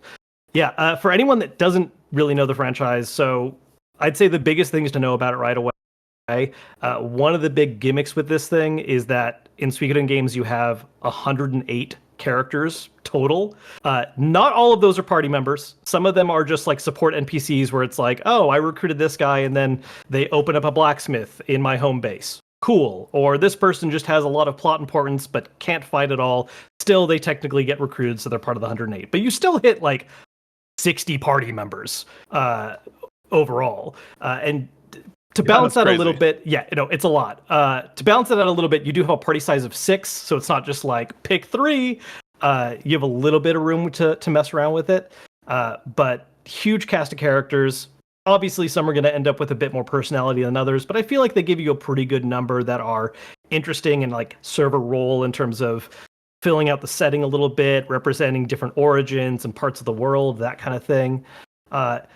Fantastic games, honestly. Like they lean a little bit more towards political stories, while of course being heavy on the fantasy elements. It's great stuff. 2 specifically is a lot of people's number 1 in the franchise, like for good reason. Just phenomenal games. Definitely recommend checking it out. Once we, hopefully the remaster's good. Does it justice. Yeah, I mean, I'm really happy that these games are getting ported just because, they haven't been accessible for a while. I think they might have been on Vita, but like outside of that, like you really couldn't. Yeah, they were on. That was when like PlayStation was threatening to, well, not threatening, but when they were talking about taking down the PS3 shop, like I made a couple videos where I was like, hold up, wait, no, this is terrible. Please don't do this. Cause like Suikoden 2 is $300 to get a physical copy for PS1 and you can get it for $6 on the PS3 digital store right now. Like, don't do this. Like, let people buy these games still, cause that's a much better price point for a lot of people. So yeah, I'm hyped that there's like for modern consoles a way to pick these ones up, and we'll see if Konami, if it does well enough, maybe they'll make a lot of the later ones available again too. But I would love that. Yeah, I feel like I think most people will say like 1 and 2 are like at minimum like the necessary Suikoden games to get on to modern hardware. Yeah, no, 100%. Glad that that's happening. Next up, we have Xenoblade Chronicles X Definitive Edition. I am super excited about this game. As the more Xenoblade focused person than you are, as per episode 1. But I've heard from some people, enough people, where like that Xenoblade Chronicles X is low key the best Xenoblade Chronicles game, and so that has me super intrigued. Yeah. Like everyone that like it's like I haven't talked to, I don't know a whole lot of people that have played Xenoblade Chronicles X, but those who have are like, y'all, this is the shit. This has the sauce. Like, this is incredible. So I'm very excited to check it out. Yeah. It's a different game than like the other ones too, is part of it. Because I feel like I do know some people where they still like the number ones more, but it's one of those games where I think like when you have the right sicko mentality, X just like activates you, you know what I mean? Like the way the mission structure for it is, I will say, if we're going to cite episode 1 things, while I'm not as big on Xenoblade, I did say in episode 1, I love me some giant robots, and that I was going to mention that. So I was going to mention that. I was like, are you going to play it because they got the mechs? I will say, I played it on the Wii U. I did not finish it back then, partially because as much as I loved the Wii U, it just did not end up getting that much use for me because, oh god, that experience of launching the system, and I was playing other stuff at the time. I liked what bits I played before. Hopefully, I did see some friends of mine, Good Vibes Gaming actually put up a video over the new trailer that dropped for the remaster today, because they were like, oh, the UI is fixed. Like, they made such a better UI for this remaster version, because I guess there were some things with how the combat UI in the original game was a little bit of a pain. Like, I think there was something where this game's equivalent of chain attacks, there wasn't a great visual indicator for you to know how you were building up the combo, and now there is. Oh, cool. So, yeah. Okay. Yeah, I'm excited about it. Like, it's hard because, again, the first 3 months are so scary this year. There's so much February, like, there's a lot this month, but February scares me. Yeah, I think February will be less bad if I get a Daybreak 2 code and I can finish Daybreak 2 before Pirate Yakuza comes out. Because as of today, Assassin's Creed Shadows was delayed. Yep. And like, this is a JRPG podcast, but I am an Assassin's Creed sicko. And so like people are like, oh, it's the same game over and over. I'm like, nah, dude, I love that shit. I So also love that stuff. I don't have to worry about Assassin's Creed Shadows now, which was probably going to be like the biggest time sink. To assuming that game is going to be massive. Yeah, if we're going off of like the later Assassin's Creed games, I mean, dear Lord, the amount of time input for Odyssey and Valhalla, it's a lot. Exactly.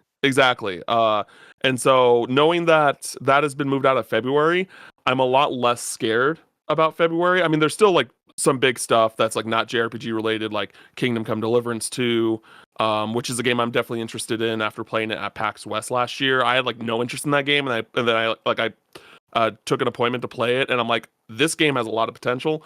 But this is a JRPG podcast. And then Avowed, which is again another non-JRPG. That's a big one for me. But I'm gonna have to. But those are all games.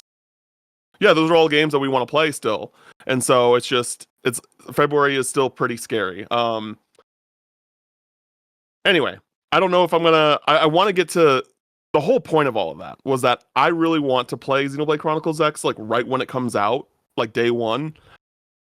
Don't know if I'm going to be able to do that. We'll see. But yeah.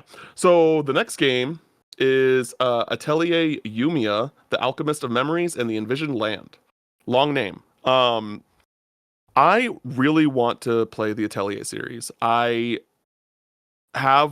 think all of them that have been ported to Switch at this point.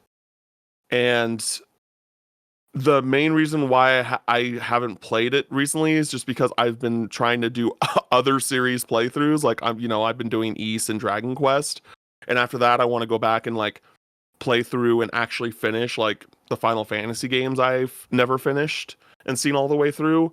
And so like I have all these like major franchise playthroughs that I want to do that I'm just like, I don't know when I'm gonna get to Atelier, but like I feel like it's gotten more popular over the years, especially with the Ryza games. And we're getting a new because they're all kind of split into their own arcs of sorts, like their own boxes, but there are like sequels and things like that. So trilogies, I want to say they're usually like in sets of 3. Yeah, because I feel like every trilogy it's gotten like a little bit more popular, because I remember there was like a small boom for it on the PS3 when we had like Rorona and Miruru, and then Ryza I think was like the really big explosion for a lot of folks. That's a franchise that like I have tried. I feel like it's just not it's not for my brain chemistry. I don't know. I gave it a shot with I think I played Rorona, Miruru, and Ryza. Played, not finished, because like I would put the time in, but I think the crafting aspect is not like a lot of. They're not all cozy games, but like that aspect of crafting and building stuff and having that be part of the loop has just never worked for me. Like same for things like Rune Factory. It does not work for my brain. Yeah, I know some of them are like just full on like management sims more so than like JRPGs, but out of the JRPGs, I've heard like the older ones, like the Dusk trilogy and some of those earlier titles. Those are tougher because like there's like an actual deadline on things in game and other aspects that like kind of restrict certain things. But I've heard that Ryza modernized a lot of stuff. Where like Ryza, if someone were to ask me as someone who hasn't played any of them, hey, what Atelier game should I start with? I think most people would tell you Ryza. Start with play the Ryza games. 100%. And they did release Sophie 2 as well during the Ryza trilogy, which is a part of like another trilogy. But there, I'm not really knowledgeable about that side of things. So Atelier is a series I want to definitely get into over time. But as of right now, it's still just kind of on the back burner. But I have been collecting the games as they've been going out because I do want to check them out. Next game we have is Bleach: Rebirth of Souls. I'm not a Bleach guy. I don't think Kevin's a Bleach guy. Correct. But I know of a lot of people that. I mean, I love anime, but like I know a lot of people that love like these Shonen Jump Bandai Namco titles, And so, you know, I have friends that are big in the DBZ community, and they're excited for this game. So Yeah, like that's more that. power to everyone that's excited. I'm very Yeah, very happy for fans of Bleach. yeah, exactly. Okay. Next is the first Berzerker Khazan. This is from this. I think it's an action game. It was shown at the Game Awards. It's already been known, but friend of the show, Ben Starr, is the voice of Khazan, and yeah, I'm not into DNF like that, but like if it's an action game, I'll check it out, right? Like I'm Yeah, not opposed to checking it out. that's where I'm kind of standing on it right now too. Is that from what I've seen, like I'm down to give it a shot. I've also have not really put any time into DNF or any of like the surrounding other like I know there was a fighting game too based on the franchise. I don't know like the source IP that well, but like I'll give a spin-off game a shot, especially if it's one that doesn't really require you to know the rest. Yeah, completely agree with you. So there's that. There's that. Next is Fatal Fury: City of the Wolves. I'm excited about this. We're getting a new Fatal Fury game. People lost their minds when this game got announced. Like we thought like it would never happen. And SNK, uh, has been, despite the business side of things, they have kind of been just continuously releasing good stuff. Yeah. And getting a new Fatal Fury is really exciting. Terry's in Street Fighter 6, like it's cool. I don't know if you played it at all, but I played it a bit at SGF last year, and it was fun. Yeah, no, same. I got to spend a little time with it at SGF. I had a great time. I will say, fighting games in general, it's one of those things where like I love them, and I also don't have the focus to. I don't have the grind in me to get like actually competitively good. Like I was that guy who's always I was just good enough to beat my friends who also weren't getting super into it. But the moment I try to take it seriously online, it's not as pretty. But I am excited for it. I dig the character designs. I like a lot of the flavor to Fatal Fury stuff. So like I'm on board. I'm not super crazy about Terry's redesign, but that's just it is what it is. Oh, the leather jacket design with the long hair. Did they change it again in this one? Yeah, so he's got the like an orange, like an orange brown jacket. And he has like long hair, no hat. Yeah. Like yeah, that was the first City of Wolves. That was like his redesign too, because it's meant to be when they did City of Wolves, the first one. It was like a time skip sequel to Fatal Fury. Like they were trying to make it like a new, like, oh, we're gonna have some classic cast members come back, but they're older now and different. And then there's all all these new characters and next generation kind of stuff. It's kind of like when Street Fighter was doing SF3 and they tried like shaking up the cast and style a bit. And yeah, so that's why he has that different design. But I mean, they're gonna have the classic one as a costume. No way they don't. Yeah, surely. Yeah. No, surely they will. And it's just exciting just because it'll be on the Evo main stage this year for sure. It comes out in April, so just in time. I always love Evo. Is like one of the most exciting times of the year. Just getting to see people that are super good at fighting games just play each other. I agree with you. Like I wish I had the mentality that I could to be I don't got that dog in fighting games, but I just don't. I just don't. I used to like try and play. I used to play Smash competitively, and then like I was, and because I thought I was like pretty damn good, and then I played other people, and I'm like, oh man, I am trash. Like I feel like Smash really has that. Like Smash, like the difference between pro level and like good against your friends, like that is such a huge gap in that game. Like even more so than others, because it's like you're playing a different game almost. Like you're not thinking about this the same way. Going to your local competitive scene is a humbling experience for most people, to say the least. 100%. All right, next we have the 100-line Last Defense Attorney. We kind of talked about this last episode. It's gonna be a really cool game because we got the minds of Danganronpa and Zero Escape working together to create a game. I'm really excited about it. I don't know. We kind of went over it, but is there anything like more that you wanted to add about that, Kevin? I mean, all I can say is like, because I feel like we have relatively little info on this. Like, there was the one trailer from I think it was a Nintendo Direct, and then there were some interviews and stuff later. And like, look, the main things I know is that it's from it's written by Uchikoshi. We're getting that talent involved as well from having a brain fart right now. But as you were saying, like the other team involved, and it's a tactics game. So like I'm on board. I don't need a whole lot more info to like give it a shot because I'm there. It is kind of interesting that it's not like an adventure visual novel type game, right? Like when that's what they're known for, and it's like, oh, we're gonna do a different genre now. It's like, okay, sure. Well, Tukyo has like messed with a few kind of RPG style games in the past too. I think, right? Like it's not just a adventure. I'm just saying more in the mind, like from the minds of those creators, if that makes sense. So, but I'm sure it'll still have like VN elements. Like I'm sure it's gonna be mixed in and not just like a strict like tactics RPG. Oh yeah, for sure. Yeah, for sure.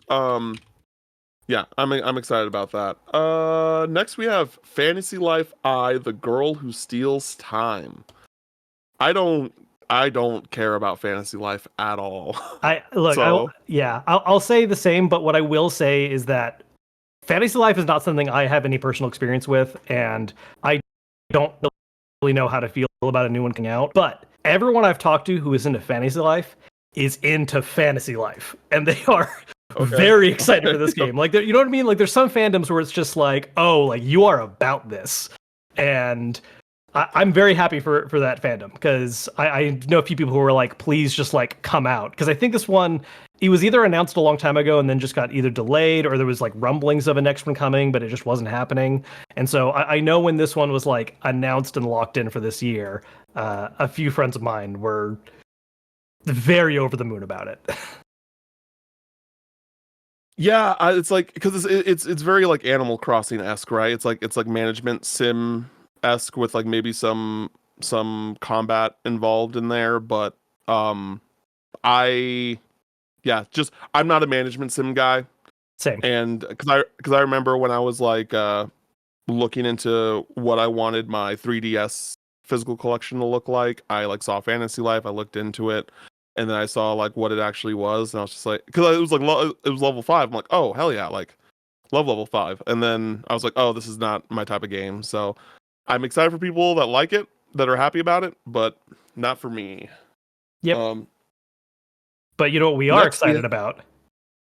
We're fucking excited about Clair Obscur Expedition 33, baby. Hell this game looks so fucking incredible. I'm pretty sure like when it got announced this past year, like everyone was talking about like, oh, what was your favorite game at the Xbox showcase? And everyone was saying something that wasn't Expedition 33, and me and you were just like, Expedition 33. Yeah. No, like the one story incredible. The one story I've told a few people is that like I usually don't do reaction content because I'm just not like full honesty. Like I can get excited about something, but if I try to like watch a show, I'm just in it. Like I'm locked in, I'm not reacting, and I'm just not that kind of, I'm not super expressive that way. It takes very specific things to make me react. And I remember when that trailer came up for Expedition 33, I was like, I wish I recorded this. Because I was sitting there watching it and like, okay, yeah, like this looks good. It starts up, like the art style looks interesting, and like I'm digging the music and the vibe. Like, cool, great. I wonder what kind of game this is, like maybe it's going to be like a Souls-like or like an action game, or like I don't know what the vibe's going to be. And then the moment the music takes a bit of a turn and it cuts into like that lineup turn-based combat gameplay, I shot out of my chair. I was losing my shit over seeing that, because I was like, I cannot believe this is actually happening. Because it was like this realization moment for me where I hadn't thought about how long it's been since we've had this art style in a turn-based RPG. Like we've had great turn-based RPGs, like absolutely. But we have a little bit more leaning in the direction of like anime art style with stuff like Persona and Metaphor more recently. Or you have a lot of stuff that tries to do an old school pixelated look, Octopath, all that stuff. Great, love it. But like, I'm sure I'm missing some... Yeah, like I'm sure I'm missing some specific title, but the last time I can think of a game that had, a semi-realistic but still very fantastical look was like Lost Odyssey on the 360. Yeah, it's been a minute. Like it's been a while. Yeah, I'm incredibly excited. It looks beautiful. Presentation's great. The cast is insane. Like Charlie Cox, Ben Starr, Andy Serkis. Like, what are we doing here? Legends. Like, Back. and so and on top of that, like, and this is like this. I'm not trying to get too in the weeds, but like, I am one of those people that really like QTEs, and knowing that there's like QTEs in the combat on top of it being turn-based makes me really happy. I'm really excited about that. No, I dig timing mechanics in turn-based because like I think it adds that little extra bit of like something like, I mean, you have that timed hits in like the Mario games. Yes. Sea of Stars recently did that. One of the UFO 50 games is like a Western spin on Final Fantasy, and it has like a timing mechanic for attacks. It's awesome. If you haven't played UFO 50, you should check it out. And great stuff in there. Great RPGs in the mix. Yeah, like I dig it. I think it gives just a little bit extra interactivity to something where it's like we're standing in a line and doing our commands. Yeah, it's one of those things where outside of like Kingdom Hearts, because I just like because it is like my go, I just have to know. I really don't like learning more about games once I already know like, oh, I want to play this game. I'm like just I like to be as like spoil free as possible. And I know that's hard now because we have a podcast and we got to talk about these things. But like they just announced an Xbox Developer Direct and Expedition 33 is going to be a part of it, and I'm like, oh my gosh, I'm so excited! I cannot wait. Like this is, yeah, like we're gonna have to talk about that on here. Oh yeah, 100%. I'm excited. The thing is like it's hard to say, but this is definitely like it's definitely like in my top 3 or 4 of most anticipated games this year. Like I want to say it's my most anticipated, but there are other games that for other reasons I'm just like like Trails in the Sky remake is like a remake of a game that's in my top 10, right? Not even my top 10, my top 5. Like I cannot wait for that. And then another game that we'll get to later on the list, I've waited years for, like since it was first announced, and like we're finally getting it this year, as I've said for the past 3 years, because they keep on delaying this shit. But still, we'll get to it later. So there's just so many games, but this is genuinely like this is a game that like when it comes out and or if I get a code or if the day it comes out, I am off the grid. Yeah. I'm off the grid, and you will not hear from me until I finish this game. You will not see me make social posts, you will not see me do anything until I've rolled credits on this game. It's going to get real ugly if like we're only able to source one code across the two of us. Nah, we know who does the PR for that game, and we're in good graces with them. We should be fine here. We'll see what happens. We'll see what happens. Yeah. Next up, we got Corpse Party 2: Darkness Distortion. I've heard really great things about the first Corpse Party. I haven't played it myself.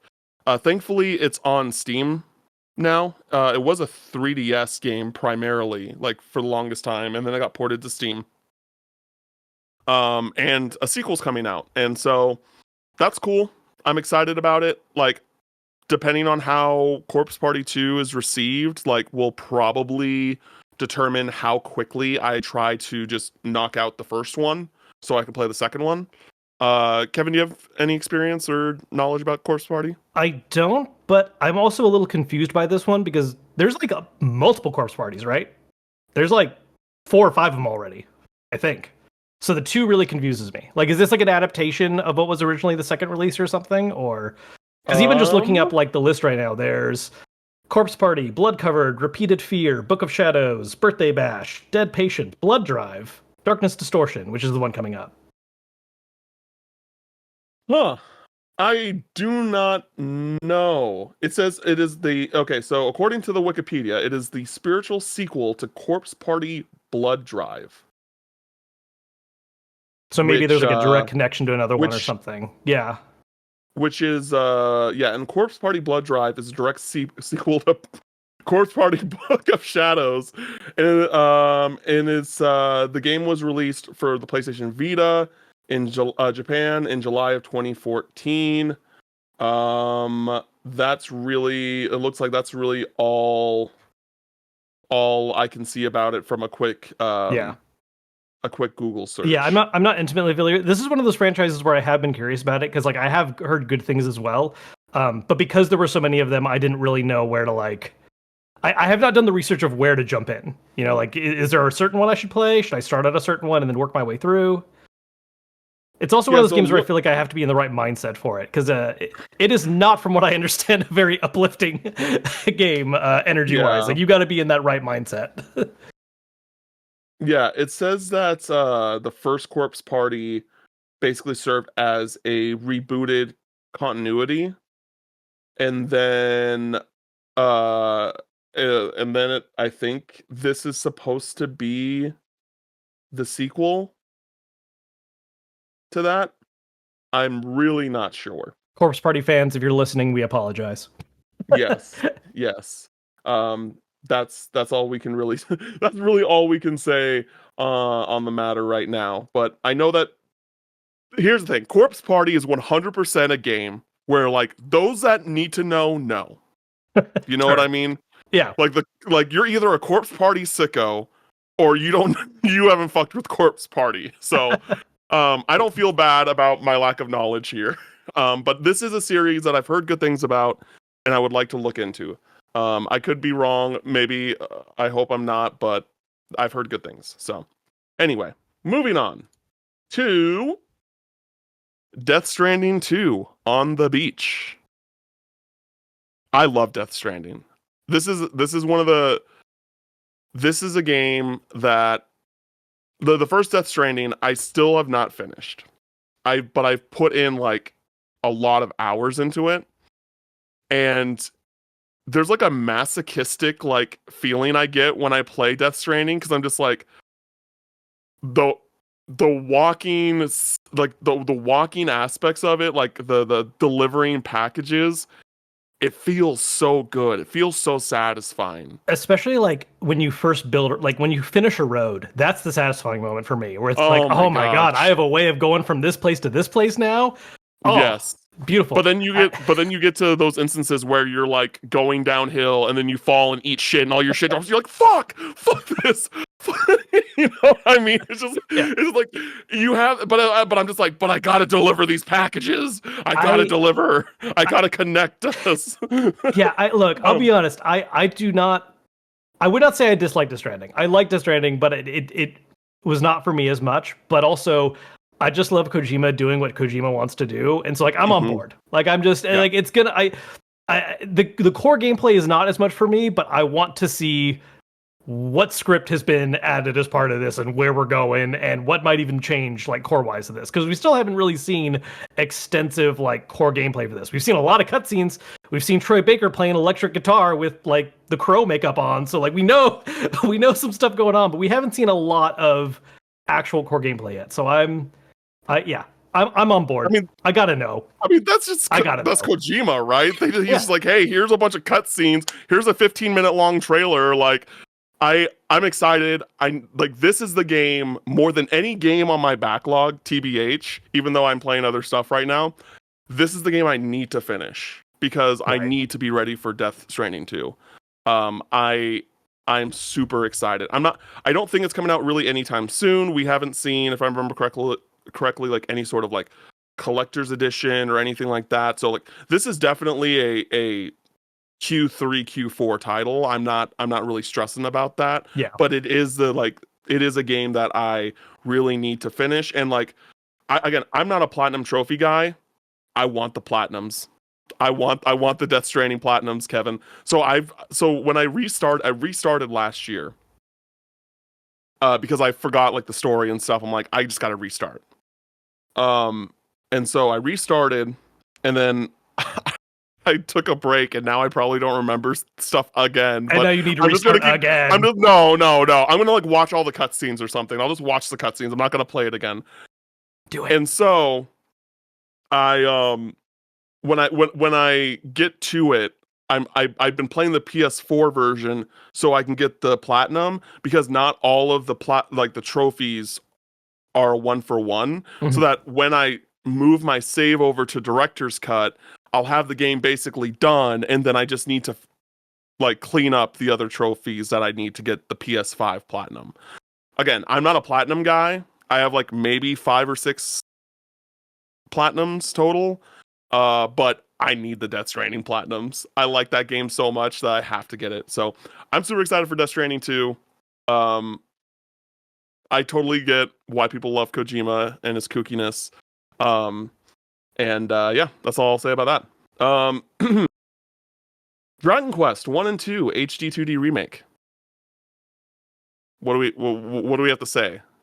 Dragon Quest 3 HD 2D remake came out this year. It was a banger. This is going to be a banger. I'm really curious because they intentionally released 3 first. Like, if they're gonna do something with add that. more. Well, like add more, or like to it. do something interactivity wise. Because like the reason they released 3 first, spoilers for however old of a series it is, but they're even like banking on this right now. 3 is a prequel. Like originally they made 1, then they made 2, which was like however many hundreds of years later, and then 3 was like, never mind, you're gonna play as this legendary warrior from the history of 1, and like awesome, Erdrick, great. So I'm curious, since they made the conscious decision to release 3 first and have that like set up 1 and 2, I'm very curious, like, because it could just be a very safe, like, yeah, it's HD 2D and like we rebalanced combat and it's very pretty and here you go, it's those 2 games together. But there's a part of me that just has to wonder, like, is there maybe just something a little extra bow on top, you know? I think that there'll be some extra stuff in regards to the world and the lore and stuff, but like we you know, it was pretty clear at the end of 3 HD 2D remake, like very minor spoilers in my opinion, that once Hero becomes Erdrick, saves the world and stuff like that, he just kind of goes off on his own and you don't really see him again. Like he's not really seen again after that. Right. And so I don't really know what they could do to like to bring him or them into the picture in any real way. That makes sense. Sure, yeah. I'm not necessarily saying I think there's going to be like a cameo of your character from not a 3 cameo, or anything, but it's like maybe like some like kind of like how the Ortega flashbacks, there could be like some Erdrick flashbacks that like took place after Dragon Quest 3 that, you know, they could do something like that. They could definitely BS their way to make a narrative reason to do that. But yeah, I mean, it would make sense for them to add a little bit more content just because the first 2 games are like really short. Like you could finish the first game in 1 sitting pretty easily. You could finish the second game in like 2 to 3 pretty easily. They're not super long games compared to Dragon Quest 3. So, but I am excited that all those games are being ported. And I do think that, like, kind of going back to what you were saying, like, I do think that they just released it first because it's just the first in line. Like at the time of, you know, back then they probably just decided like, oh, let's just make 3 the prequel, like a prequel. And then it's just like also like a really nice surprise to the player. But now like it's just like, oh, everyone, like not everyone, but like people that know Dragon Quest know that, and so like it's just, let's just do it in this order. Right. Also starting off with a big packaged game to be like, oh, here's this big packaged game, and then the next 2 games are gonna like be bundled together. I think that's more of an enticing thing to present than like, here's the first 2, and then here's this big game after. But yeah, I'm excited. Final Fantasy 14 Mobile. I have a bunch of friends super into Final Fantasy 14. I restarted Final Fantasy 14 last year and I played the base game. I'm going to play at least one of the expansions this year, or Heaven's Sword this year. And I get from a general perspective why they would make a mobile version of this game, but to me, this is like one of the last things I would ever play in my entire life. I just like would never play this game. Yeah, well, I feel like if you're not even into like the PC version, like unless you specifically are like a mobile focused person where you're like, oh yeah, like I can play my phone, awesome. I remember when it was very first revealed, I had a few friends who this got shut down real quick. But when they very first saw gameplay, there was this like hope of like, oh wait, are they gonna like allow you to play like the original vanilla storyline in this version of it? And they're like, nope, never mind. It's still just Realm Reborn. Like just it's same game, just out the gate, just mobile style. Because that would have been such a cool like companion piece concept, right? To be like, oh, do you want to play the original story when everyone was mad at the gameplay and then they blew up the world? Here you go. Like that would be. I mean, I don't know. I don't know why they would do it, but like, I like if they were able to recreate that into what Realm Reborn is, then yeah, that would probably be cool. I don't know anything about the lore about pre Eorzea like stuff, so we'll it is what it is. But like, and it comes with it's starting out with like not all the content, even in the like base. So it's like it's gonna be an ever growing thing, but. Even so, I'm just like, I just am not a big mobile player. And then you're trying to say like, oh, play an MMO on your phone. No, thank you. No, thank you whatsoever. Yeah. Next we have Hunter x Hunter and Nen Cross Impact is what I'm going to call the title of that game. This is like basically Hunter x Hunter's Dragon Ball Fighters.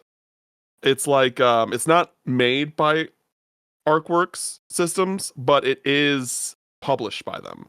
And it's a 3v3, MVC style fighting game. I'm happy for Hunter x Hunter fans. It'd be cool if that story ended and then we got the rest of the anime. But yeah, cool. Do you have anything to add to that, Kevin? Cool. Yeah, no, I honestly, like, I haven't kept up at all, but I'm in general not a huge shonen guy, but Hunter x Hunter was actually one that I did enjoy, like, when I was trying, like, when I gave it a shot. But, yeah, like, it's a cool IP. Excited for people that have kept up with it. Yeah. All right. Moving on to, again, probably actually my most anticipated game of this year. FF15, but not. What? I said FF15, but not. Lost Soul aside, baby. This game was announced almost a decade ago. It's been a minute. And I was blown away by that initial trailer. It was like an 8-minute trailer. It was absolute, like, I still go back to watch that trailer every now and again, just being like, incredible trailer. Highly recommend checking it out. And while it's not a JRPG like I thought it would be, it's more of a pure action game, a la Devil May Cry. I'm still really excited about it. Like the action, the choreography, it all just looks so good. It's definitely gone through like a lot of kind of reworks and stuff. Like they updated the models, and I honestly kind of like the original models more, if I'm being completely honest, but it is what it is. We've gotten very small updates over the past, like, again, 7 to 8 years, but it is supposed to finally come out this year. Like, it's been, and granted, they've been saying this year for the past 3 years, but I really do think it's going to come out this year. And I hope that it meets my expectations. They are very high, maybe too high than they should be, but I cannot wait for this game. Did I put you onto this game, Kevin, or did you know about this game prior?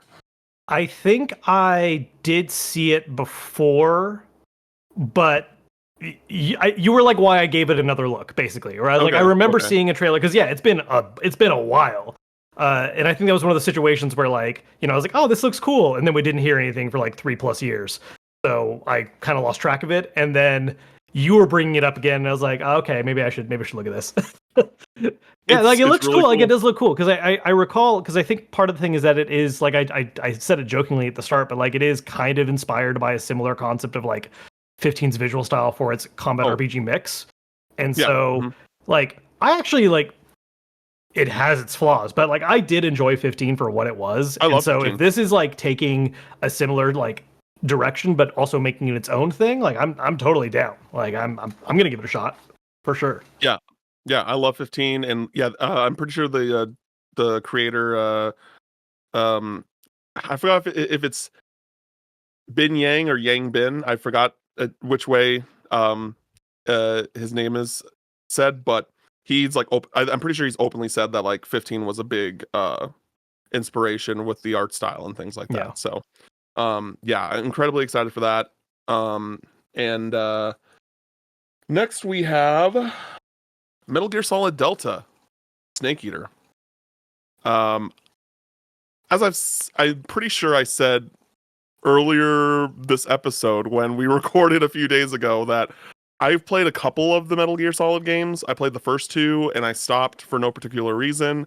And I know that a lot of people laud Snake Eater as the best one.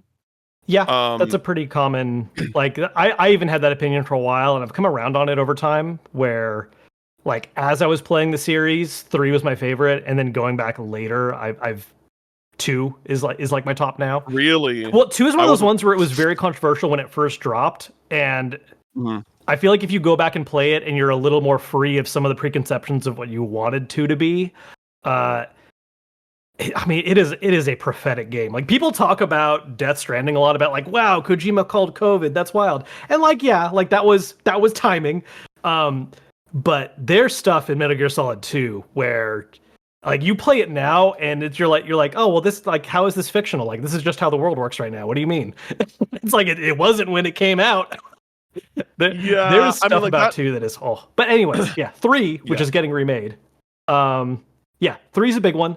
I will say, I'm a little tore up about this one, like in general. Like we mentioned earlier with Death Stranding, like I like Kojima's work, and I like Kojima just doing what he kind of wants to do, for better or worse, and just kind of see where that goes. And like, I don't know how excited I am for, given it's supposed to be a faithful remake. It's not like they're reimagining it or doing it from the top up or anything. It's mostly a visual overhaul and like gameplay polish and such. But it's like a brand new Metal Gear without him involved at all. It stings a little weird for me, man. I don't know if I'm okay. Yeah, I'm sure it's weird, and like, I guess so. First off, I've just heard like good things about that remake so far, and also I feel like people were in a similar boat with Silent Hill 2. Oh, right? Sure. It's being remade, and like Konami for a while now has had a really bad rap for a lot of gamers. And Bloober Team was behind it, and like, no shade to Bloober Team, but just through I think a lot of people didn't think that they had they had what they needed to be able to make that remake, like, do that remake to the degree that it deserved.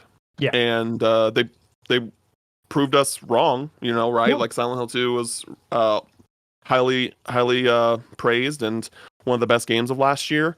And so I think that like seeing that makes me more optimistic about Snake Eater, with it not being with Kojima not being involved. Yeah. And to clarify, like, that's like, I agree with you. Like, I think that there's a lot of bones here for like what could be a really solid remake, remaster, whatever term you want to use, and like it can be a fantastic game. I think there's just like an extra sting to this one because of like the history of like what happened with Kojima and Konami. You know what I mean? Where it's like this was his series, and then the way things went down at the very end, 5 kind of released a little unfinished and was not up to like what entirely was the plan at the time. And now we have Death Stranding, and Kojima's got his own studio, which is awesome. But it does make, like, I think seeing that IP brought back in that way just feel a little weird. I don't have it, like, it doesn't shade how I think the actual game itself can turn out. It could probably be freaking phenomenal. There's just always going to be a part of it that just sits a little weird with me, No, that's totally fair. I want to play the original before I play the remake. Kind of like you with Trails. I need to play the original before I play the remake. Next is Metroid Prime 4 Beyond. Can I just say really quick, I hate that there's a subtitle in it. Just call it Metroid Prime 4. Like, I mean, all the primes have had like a little subtitle, haven't Oh, they? you're right, huh? Yeah. You're actually right. 2 and 3 have subtitles, huh? I believe feel they like all have. Yeah. I just feel like no one ever mentions it. Sure. So I always like read it as like, oh no, there's no subtitle. You're absolutely right. Yeah. Echoes, Corruption, and now Beyond. Yeah. Yeah. Okay. Never mind Still not a then. fan. Hey, you No. can hate on subtitles. I get it. I mean, not like into things because that's I'm a accessibility and fucking idiot. important, but like, I'm an idiot. I'm stupid. You're absolutely right. What's the vibe check with Metroid Prime 4? Have you played the other? I assume you played the other Metroid Prime games. I've played 1 and 2. I actually never got around to 3. I Okay. should do that before before 4. Yeah, I mean they're great. To be honest, like I understand why Prime has the reputation it does, but I actually do lean a little bit more towards liking the more traditional like 2D side-scrolling Metroid. Like it's a bit more my speed. I freaking loved my brain is not working right now. Dread. Dread. Yeah, love Dread. See, Dread I was wasn't. fantastic. I wasn't crazy on Dread. Oh, it's so I good. played through all of the Metroid games. That was one of the things I did. Like I mentioned earlier in the episode, I played through all the Metroid games for the first time. I never played any of them to lead up to Dread. I think Zero Mission is fantastic. Super Metroid is like, come on now, masterpiece. Legendary. Fusion, I liked it for what it was, but it's not what I wanted. And then Samus Returns is like, it's not great in my opinion. Like it's fine. Original or the 3DS? The 3DS remake. Okay. The 3DS remake. I thought it was like fine.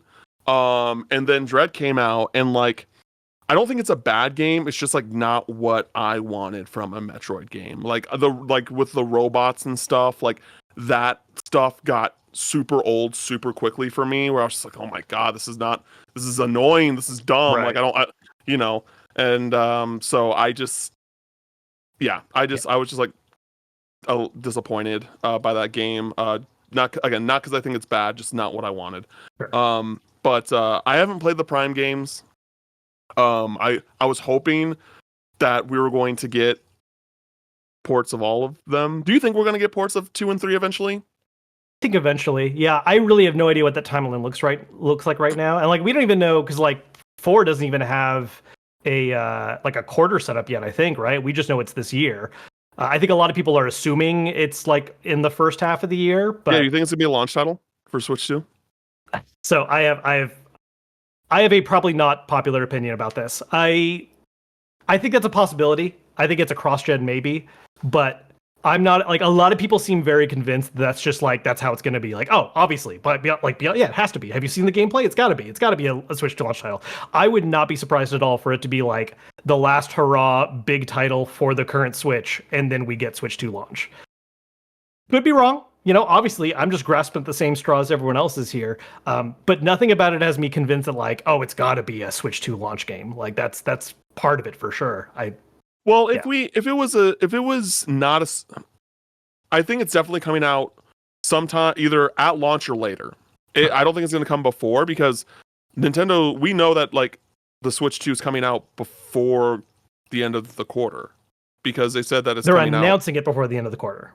It's not. Oh, they're announcing it before the end of the quarter. Now there have been leaks, supports. There's accessory companies talking about how it's going to be in April. I think the most recent leak for this was Genki was talking about it at CES. But there's no official word. The only thing Nintendo has said is that by end of Q1 we will have news about what the next system is. So It could be that kind of turnaround where like we get an announcement in a week or two and then bam, there's the system April, first week, second week, whatever. It could be further out. We don't know. But yeah, that's true. Even if like based on what we've heard, it is going to be sooner than later. It's not going to be like a winter release probably. So yeah, that doesn't leave a lot of time for Prime 4. I still don't fully buy it, but we'll see. Okay. We'll see. Okay. Yeah, like I have Prime Remastered. I really want to play it, but I'm also kind of just waiting for 2 and 3 to be ported as well. Yeah. So that I can just play them all back to back to back. It would be great. Because they did it with Pikmin. So I could see them doing it with Metroid Prime, where it's just like, hey, all of them are on Switch now. Next we have Pokémon Legends Z-A or Z-A. Pizza. What were your thoughts on Arceus, Legends Arceus? Other than the fact that I learned I've been saying Arceus wrong this whole time. I said Arceus. Yeah, as no, well. I said Arceus forever. I never once thought Yeah. it would be Arceus, and then they said it Yeah. like in the direction I went. What was that? One more time? Excuse me. I still dug it a mad lot. about it. I think it's it does. It's one of those games where I feel like it's a little bit of proof of concept, right? Like I really liked it, but I think there was a lot that also needed to be tweaked a little bit. But it is I'll say this: it's a direction for Pokemon that I am more excited for than like the next gen main line as things currently stand. Like I had more fun with Arceus than I did with like Scarlet Violet or Sword and Shield. So yeah, I still haven't played Scarlet Violet. I did like Sword and I actually think I like Sword and Shield more than most people. I liked Sword and Shield quite a bit. I didn't play Scarlet and Violet. But I did play Arceus. I didn't finish it. But I've played a good chunk of it. And it really, I think you saying that it was a good proof of concept is kind of how I feel about it. Like it wasn't exactly what I wanted, because when it was announced, it's just like, oh my god, they're Breath of the Wilding Pokemon. I've waited my whole life for this, like that type of shit. And it just like, with the performance and the visuals, there were just like those things. I was just like, oh, okay. Yeah. Well, and that's kind of a big hanging question with honestly any like major Pokemon release right now, right? Is performance. Like optimization has not been a priority for them, because like, look, we can make fun. Like people love to joke about how like, oh, the Switch is 7-year-old tech, and that's why games like Scarlet and Violet look bad. Have you seen Luigi's Mansion on that thing? Like there are some beautiful looking games that run fantastic on the Switch for for how old that hardware is. Pokemon's issues are not just because of how old the Switch is. And so I'm hoping, with another system coming out, that they'll be able to leverage that extra power to at least balance it out, and maybe we have a smooth frame rate again. That's always a hanging thing with Pokemon stuff right now. This is the thing. This is the thing about Pokemon. This is the thing about the performance and stuff like that. Like people can like have any other whatever excuses, but Pokemon is the biggest IP in the world. Yeah. There's literally no excuse. There's literally no excuse that they cannot get the staff, get the people they need to release those games like their first party, like Nintendo quality games. Yeah. Like I know that they have like a very strict schedule on like releasing like those things every 3 years. That doesn't matter. It doesn't matter, because you are the biggest IP in the world. See, the problem is, and this isn't an excuse, but the problem is it hasn't been an issue. People still buy it. It still prints money. But it's it's so God. Until it stops printing money, they don't have a reason to change that habit. That's the problem. Like it's people are going to complain, but more people are going to buy it.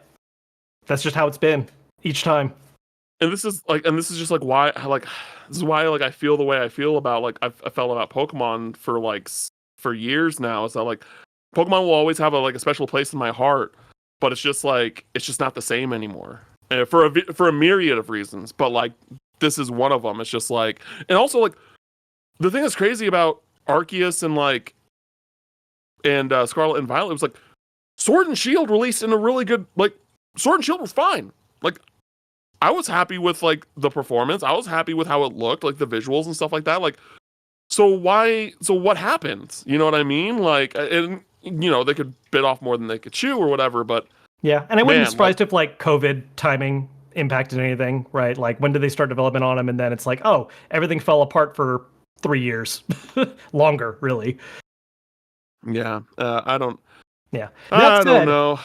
That said, I am more excited for Z-A than I am for like whatever the next mainline one is going to be, which is probably at the end of this year as well. Because again, the 3-year schedule. I'm down. I want to see more of it because we haven't seen anything yet other than a teaser trailer. But like, I'm more on board for this than any other Pokemon like thing right now. I want Let's Go Johto. That's what I want. I would like because that too. I've said this for a while. I would. Oh. The Pokemon Company for some reason just hates Johto, even though it's their best region. It's crazy. Anyway, Heart next Gold, we Soul Silver have for life. Seriously though, well, Crystal, but like yeah. Professor Layton and the New World of Steam. Are you a Professor Layton guy, Kevin? Yes, I am. It's been a minute because we haven't had anything for a little while now. And actually, come to think of it, I never did. I have a copy, and I just, for whatever, I think, no, here's what happened. We bought Professor Layton Ace Attorney, the crossover, and I technically bought it for Chris. Yeah, it is. No, that's what I knew, that we already knew that trajectory was happening with a lot of those games. So I was like, oh, I'm buying this at launch because I'm not dealing with it later. And I think I picked it up specifically in mind to be like, Christine, here, play this, and I will play it later. And then she just never got around to it, and therefore I never got around to it. So it's just sealed still? I think it is actually, yeah. I don't think it's even been, I don't think the plastic's been cracked. I want to play the Professor Layton games, but just those games, especially the 3DS games. Yeah. They're so expensive. It's just hopefully they port them eventually, and then I'll play them that way. But I think that's like one where I'm just like, I have enough other things to play that I'm not going to stress about it. But I might eventually play the Phoenix Wright one, just simply because like I did start playing through the Ace Attorney games last year. That's like one of the non-JRPG franchises that I really need to get back to and play through, because I really liked the first one, and apparently like it's like, it's not bad compared to the rest of the series, but like there's like notably better ones too. So I'm just like, oh crap, okay, let's go. So I'm excited about that. Rusty Rabbit. Rabbit. I played this at SGF last year. Did you? I was not allowed to play it. There was like a demo I got to sit and watch, but they were like, oh yeah, no, like only the developer can, like, this is a demonstration, not a... You're right. I didn't play it. Oh, I watched, I saw a presentation. Okay. Now I will explain, like, I mean, not that you necessarily have to give a reason to check out a game at SGF, but there was two specific reasons I wanted to check out Rusty Rabbit, because I knew nothing about it other than like the base pitch. And the base pitch for me was, one, it is a rabbit piloting a mech voiced by the same voice actor as Kiryu from Yakuza. So that's already amazing. And then as well, I'm going to have to look up his name real quick because my brain is just... The mangaka for Psychopaths, correct? Yes. Urabochi. Yeah, Gen Urabochi. Wrote Psychopaths along with like Madoka Magica and like a lot of good stuff. So like, oh, he wrote this like scenario and we've got like this voice actor. Awesome. Let's check it out. And to be honest, I'm probably going to like actually check out the full release, but it's like a dungeon crawler side 2D. You're in a mech. You can customize its abilities. It seems fine. You're a drunk, washed up rabbit dad. Like, awesome. Let's, I think the thing that really I think that game is really funny from what I saw already. Yeah. And what has me the most interested is like the kind of lore of that world, where it's just like it's post-apocalyptic, where like these rabbits that like learned how to talk basically. Yeah.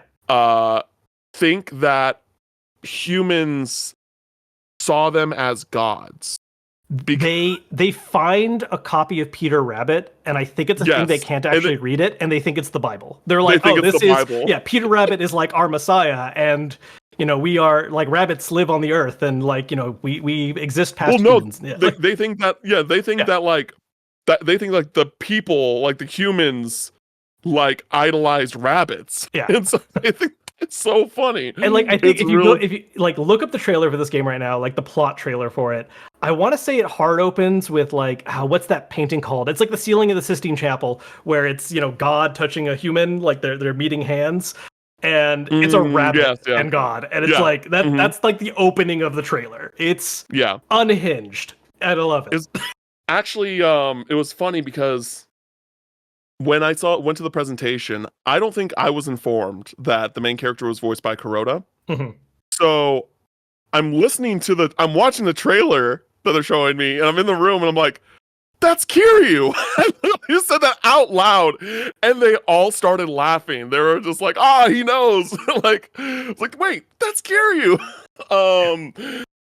And so yeah, that game looks fun. That is a game I want to definitely try out and like check it out because I had a fun time at that appointment that I went to, and there's enough like on paper that has me like, okay, let's check this out. Yeah. So yeah, it'll I'm come not out. I'm not sold on the core gameplay loop that I saw, but there's so much else going on with it that I'm like, I Yes, gotta exactly. check it out. Exactly. Only got a couple more here. We got Shadow Labyrinth, which is that Pac-Man 2D action platformer that was announced at the Game Awards. Yes, I actually missed that trailer, so I should have looked that up when you put this on this list. I know nothing about this. Like literally, I know it exists. Yeah, I don't know a whole lot about it either, but just it sounds like a pretty inspired thing for them to do, right? Just like, hey, let's make an action platformer that's like an alternate take on Pac-Man. Mm-hmm. It's just like, okay, cool, that sounds neat. The art style looks really cool for it. I'm interested. It's kind of based off of the it's kind of loosely based off of the secret level episode of Pac-Man. Did you watch the secret level episode of Pac-Man? Yeah, that yeah, so it's like this hooded dude that has like Pac-Man following him around, and it's kind of like it's an action platformer. So I'm definitely gonna check it out because that was, in my opinion, that was the best episode of Secret Level. Because I've heard a lot of praise for that one. Yeah, it was such an inspired take on that IP. So yeah, I'm excited to check it out. Last one is a game that I put on the list that I don't know if it's coming out this year, but similarly to Lost Soul Aside, I've been waiting on this game for fucking ever, and I really hope that this year is finally the year. And it's She Dreams Elsewhere. This is an indie game that my good friend Davion Gooden is developing, and it is very like inspired by like Earthbound and a little bit of that Persona stylization. And the music is really, really great. It has a lot of potential to be a really special game. Mm-hmm. And I just wanted to shout that out because like that is still just across like any sort of level of release date, one of my most anticipated games. Like day one, again, like just going off grid, not talking to anybody till I finish it. It's really great. It's like an all black cast, and I think that I think the like party member choices are like really inspired. Like they're like the party members are like two women and a dude, and the dude is like the healer on the team, which I think is really cool. It just kind of like subverts those gender class roles that you expect from JRPGs. And it's like focuses a lot on like yo, being an adult is hard. Like being an adult, like paying your bills, things like that is really hard and challenging. And it has like a lot of just real like humanism and realism in its writing that I played. There's a prologue on Steam. Highly recommend checking it out to anyone listening. But this game has a lot of potential. I've played a little bit more than what's on the Steam prologue, but it has a lot of potential. I'm very excited about it. And I think just over time, as that game has gotten more exposure, Davian is just like that game in general has just he's kind of building more than what I think he initially anticipated that game to be. And so I'm really excited. So have you ever seen this game or heard about this game? No, so actually I was going to bring that up. So I had not heard about it until I saw it on your list, and unlike Pac-Man, I did end up looking this one up real quick just to be like, okay, like what I don't know what this one is at all. So let me check it out. And I dig the vibes a lot. Like I think a lot of the art direction looks really interesting. I love the use of colors. It does have a little like Earthbound, I think, is probably the biggest thing to shout out right away as far as like the look and feel goes. Obviously different than that too, but that would definitely be like the chief inspiration on its arm right away that you can see. I did not know about this one until you put it on this list for us to talk about, and I am immediately more interested. And I actually missed there was the prologue thing, so I'm going to check that out after this. Not immediately after this call, but soon. maybe not actually. Maybe it was pulled. Maybe it was pulled. Yeah, it could have been like a Steam Next Fest thing, because they do that where they'll do like the short-term availability like demos during Next Fest. Maybe, because I normally like don't. It could have just, the stars could have aligned and it could have just potentially just like been at the same time. But I normally like don't check out Steam Next Fest as the next guy. But I definitely downloaded the demo and played it at a point on Steam. So maybe it was just pulled. That happens sometimes when the game changes to a certain degree. So yeah, you don't want to give the wrong impression now that it's like changed exactly for sure. Exactly. But look up. You can definitely look up. I'm surely someone has a YouTube video of just like a walkthrough of the prologue or something. But yeah, definitely check it out because it's really cool. 100%. I know that's where our list ends, but I actually think there's a couple other things worth shouting out real quick. Okay. Yeah. Especially getting in the territory of, like we said in our first episode, not all JRPGs are necessarily developed, in Japan, or at least the East, because we had a couple Chinese devs on this list too. But this year, we are also getting the DLC for Sea of Stars, which I know, not a full brand new game title, but that's going to be a significant... It's very wacky looking. Anyone who played Sea of Stars, like... Sabotage as a studio just has this ability to balance having like kind of serious storytelling, but then a lot of wackiness and silliness thrown in the middle. That was more present in The Messenger, a little less in Sea of Stars. And I think this DLC is where they're going to balance that out a bit and just get sillier with it right away.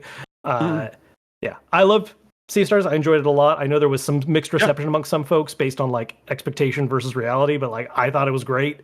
And I'm very excited to get a look at the DLC. And then also, any thoughts from you on that before we move on?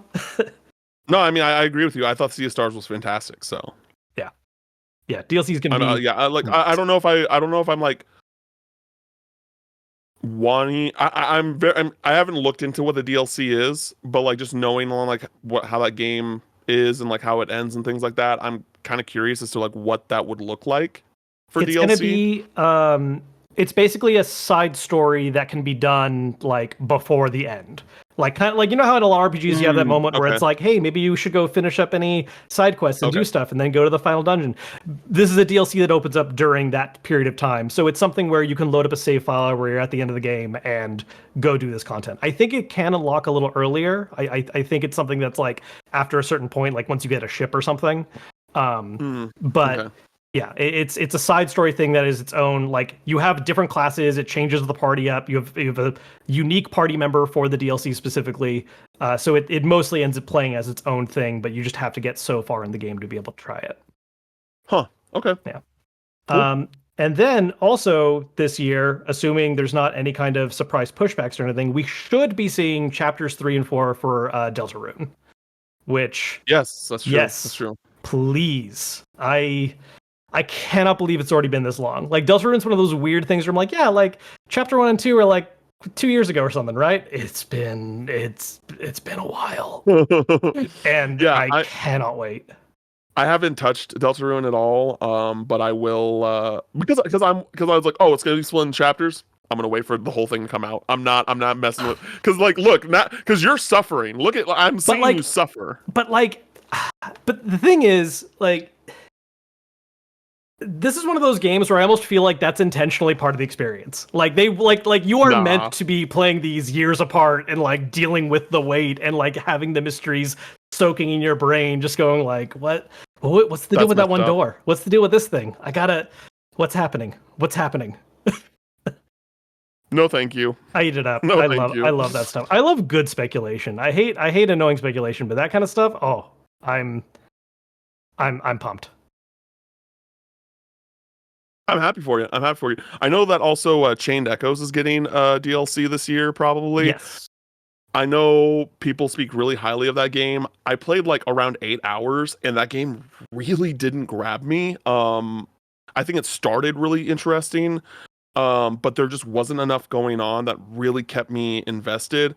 I want to give it a second chance. I want to go back to it eventually and try again. But just from because again, people just like a lot that game. But yeah, it's something I need to to give another shot down the road. Yeah. Do you have anything else? I think I started that one when it was on Game Pass, and I was enjoying it. Exactly. Then I played it like a little too close to when it was no longer going to be on Game Pass, and I just never got around to picking it up. And once we heard about the DLC coming out, I was like, okay, I'm waiting for all this to come out, and I'm just gonna go in fresh for that more definitive version. I was hoping something else would be coming out this year, but then I realized it was delayed to 26. So I don't have to talk about it at length. Like, yeah, Decapolice. God damn. Dude, I cannot wait for Decapolice. I was just like, level 5, when are we going to get a fucking update on Decapolice? And then happens at TGS, and they're like, oh, we're launching it not next year, but the year after, because they want to add a PC version. And I'm just like... I mean, that is actually a smart move, but also, damn it. It's a smart move, but I'm also... but also, damn it. It's like every... we haven't seen a whole lot about that game, but like when I saw the initial gameplay of it, I was just like, this looks so cool, and I really want it to be like. I understand that they like have these deals with Nintendo and stuff, so they probably what probably happened was they were working on Decapolice, and then Nintendo approached them about Fantasy Life and Professor Layton, and then they put Decapolice on the back burner. And like they were slowly developing that while focusing on Professor Layton and Fantasy Life. But man, there's Decapolice looks so cool. Like the art style looks unique, the gameplay looks dope. I really cannot wait for that game. Yeah, really that's looking ahead of this year, but that's only because we've been hoping to see it sooner for a while. I even remember, yeah. I don't know if it was the same year they announced the delay, but there was a TGS when Decapolice was like playable in a small form, like there was just like a little like demo piece to play, and that was like the sleeper hit of the show. Everyone was like, "Oh, of everything I played, Decapolice, like number 1, easily." Yeah, like people were like just praising it, and then it's just not here yet, and for a while. No, I mean, like Decapolice, level 5 is a fantastic. I feel like level 5 does not get the level of appreciation that they deserve, right? I mean, Ni no Kuni, like the first Ni no Kuni game is still like, I don't think I've played a more unique JRPG since Ni no Kuni came out in 2010, 2009. Like it was so long ago. And it's still like one of the most like impressive and unique JRPGs that I have played. And like I still like think about like, damn, I really want to replay through Ni no Kuni. Like I really want to like go back to that world and like that the gameplay system, which is like, it's not like super unique, but it does take its inspirations from like Pokemon to a certain extent and like some other things, but like it's just such a good game. And like, again, that sense of adventure that game has is so good. So good. Level 5. I'm not even into Yokai Watch, and I think level 5 makes great stuff. Like I just yeah, I don't care about Yokai Watch at all. You couldn't ask me like, hey, what's this about Yokai Watch? Could not tell you. There's Yokai in it. Yeah. Anyway, so that's it. Those are all of our most anticipated games of 2025 talk. At least for all the JRPG releases and such. Yeah, for the JRPG releases in Japanese games and things like that. You don't want to talk about Doom of the Dark Ages right now? No. Not on this podcast, no. But I am excited for that game. But yeah, so we're gonna wrap things up. Kev, where can the people find you? You can find me at just my name, Kevin Kenson, on pretty much everything. These days, social-wise, I'm a little more active on Blue Sky than I am Twitter. I will not call it the other name. And you can find my main content over on my YouTube channel, also just called Kevin Kenson. Awesome. And you can follow me on socials at CamFinalMix. And that's really it there. And I do want to say, we mentioned in the beginning of the podcast, but just want to say, Kevin, glad you're safe. Glad you're not directly affected by the fires that are happening in LA right now. And again, we mentioned it in the beginning of the episode, and we'll also have links down in the comments if anyone wants to make any donations to any organizations or charities that we've found that might be a good source to help those that are affected by the fires this week. So there's that. Until next time, bye. Later. This was going to be a shorter one too, and it is not shorter.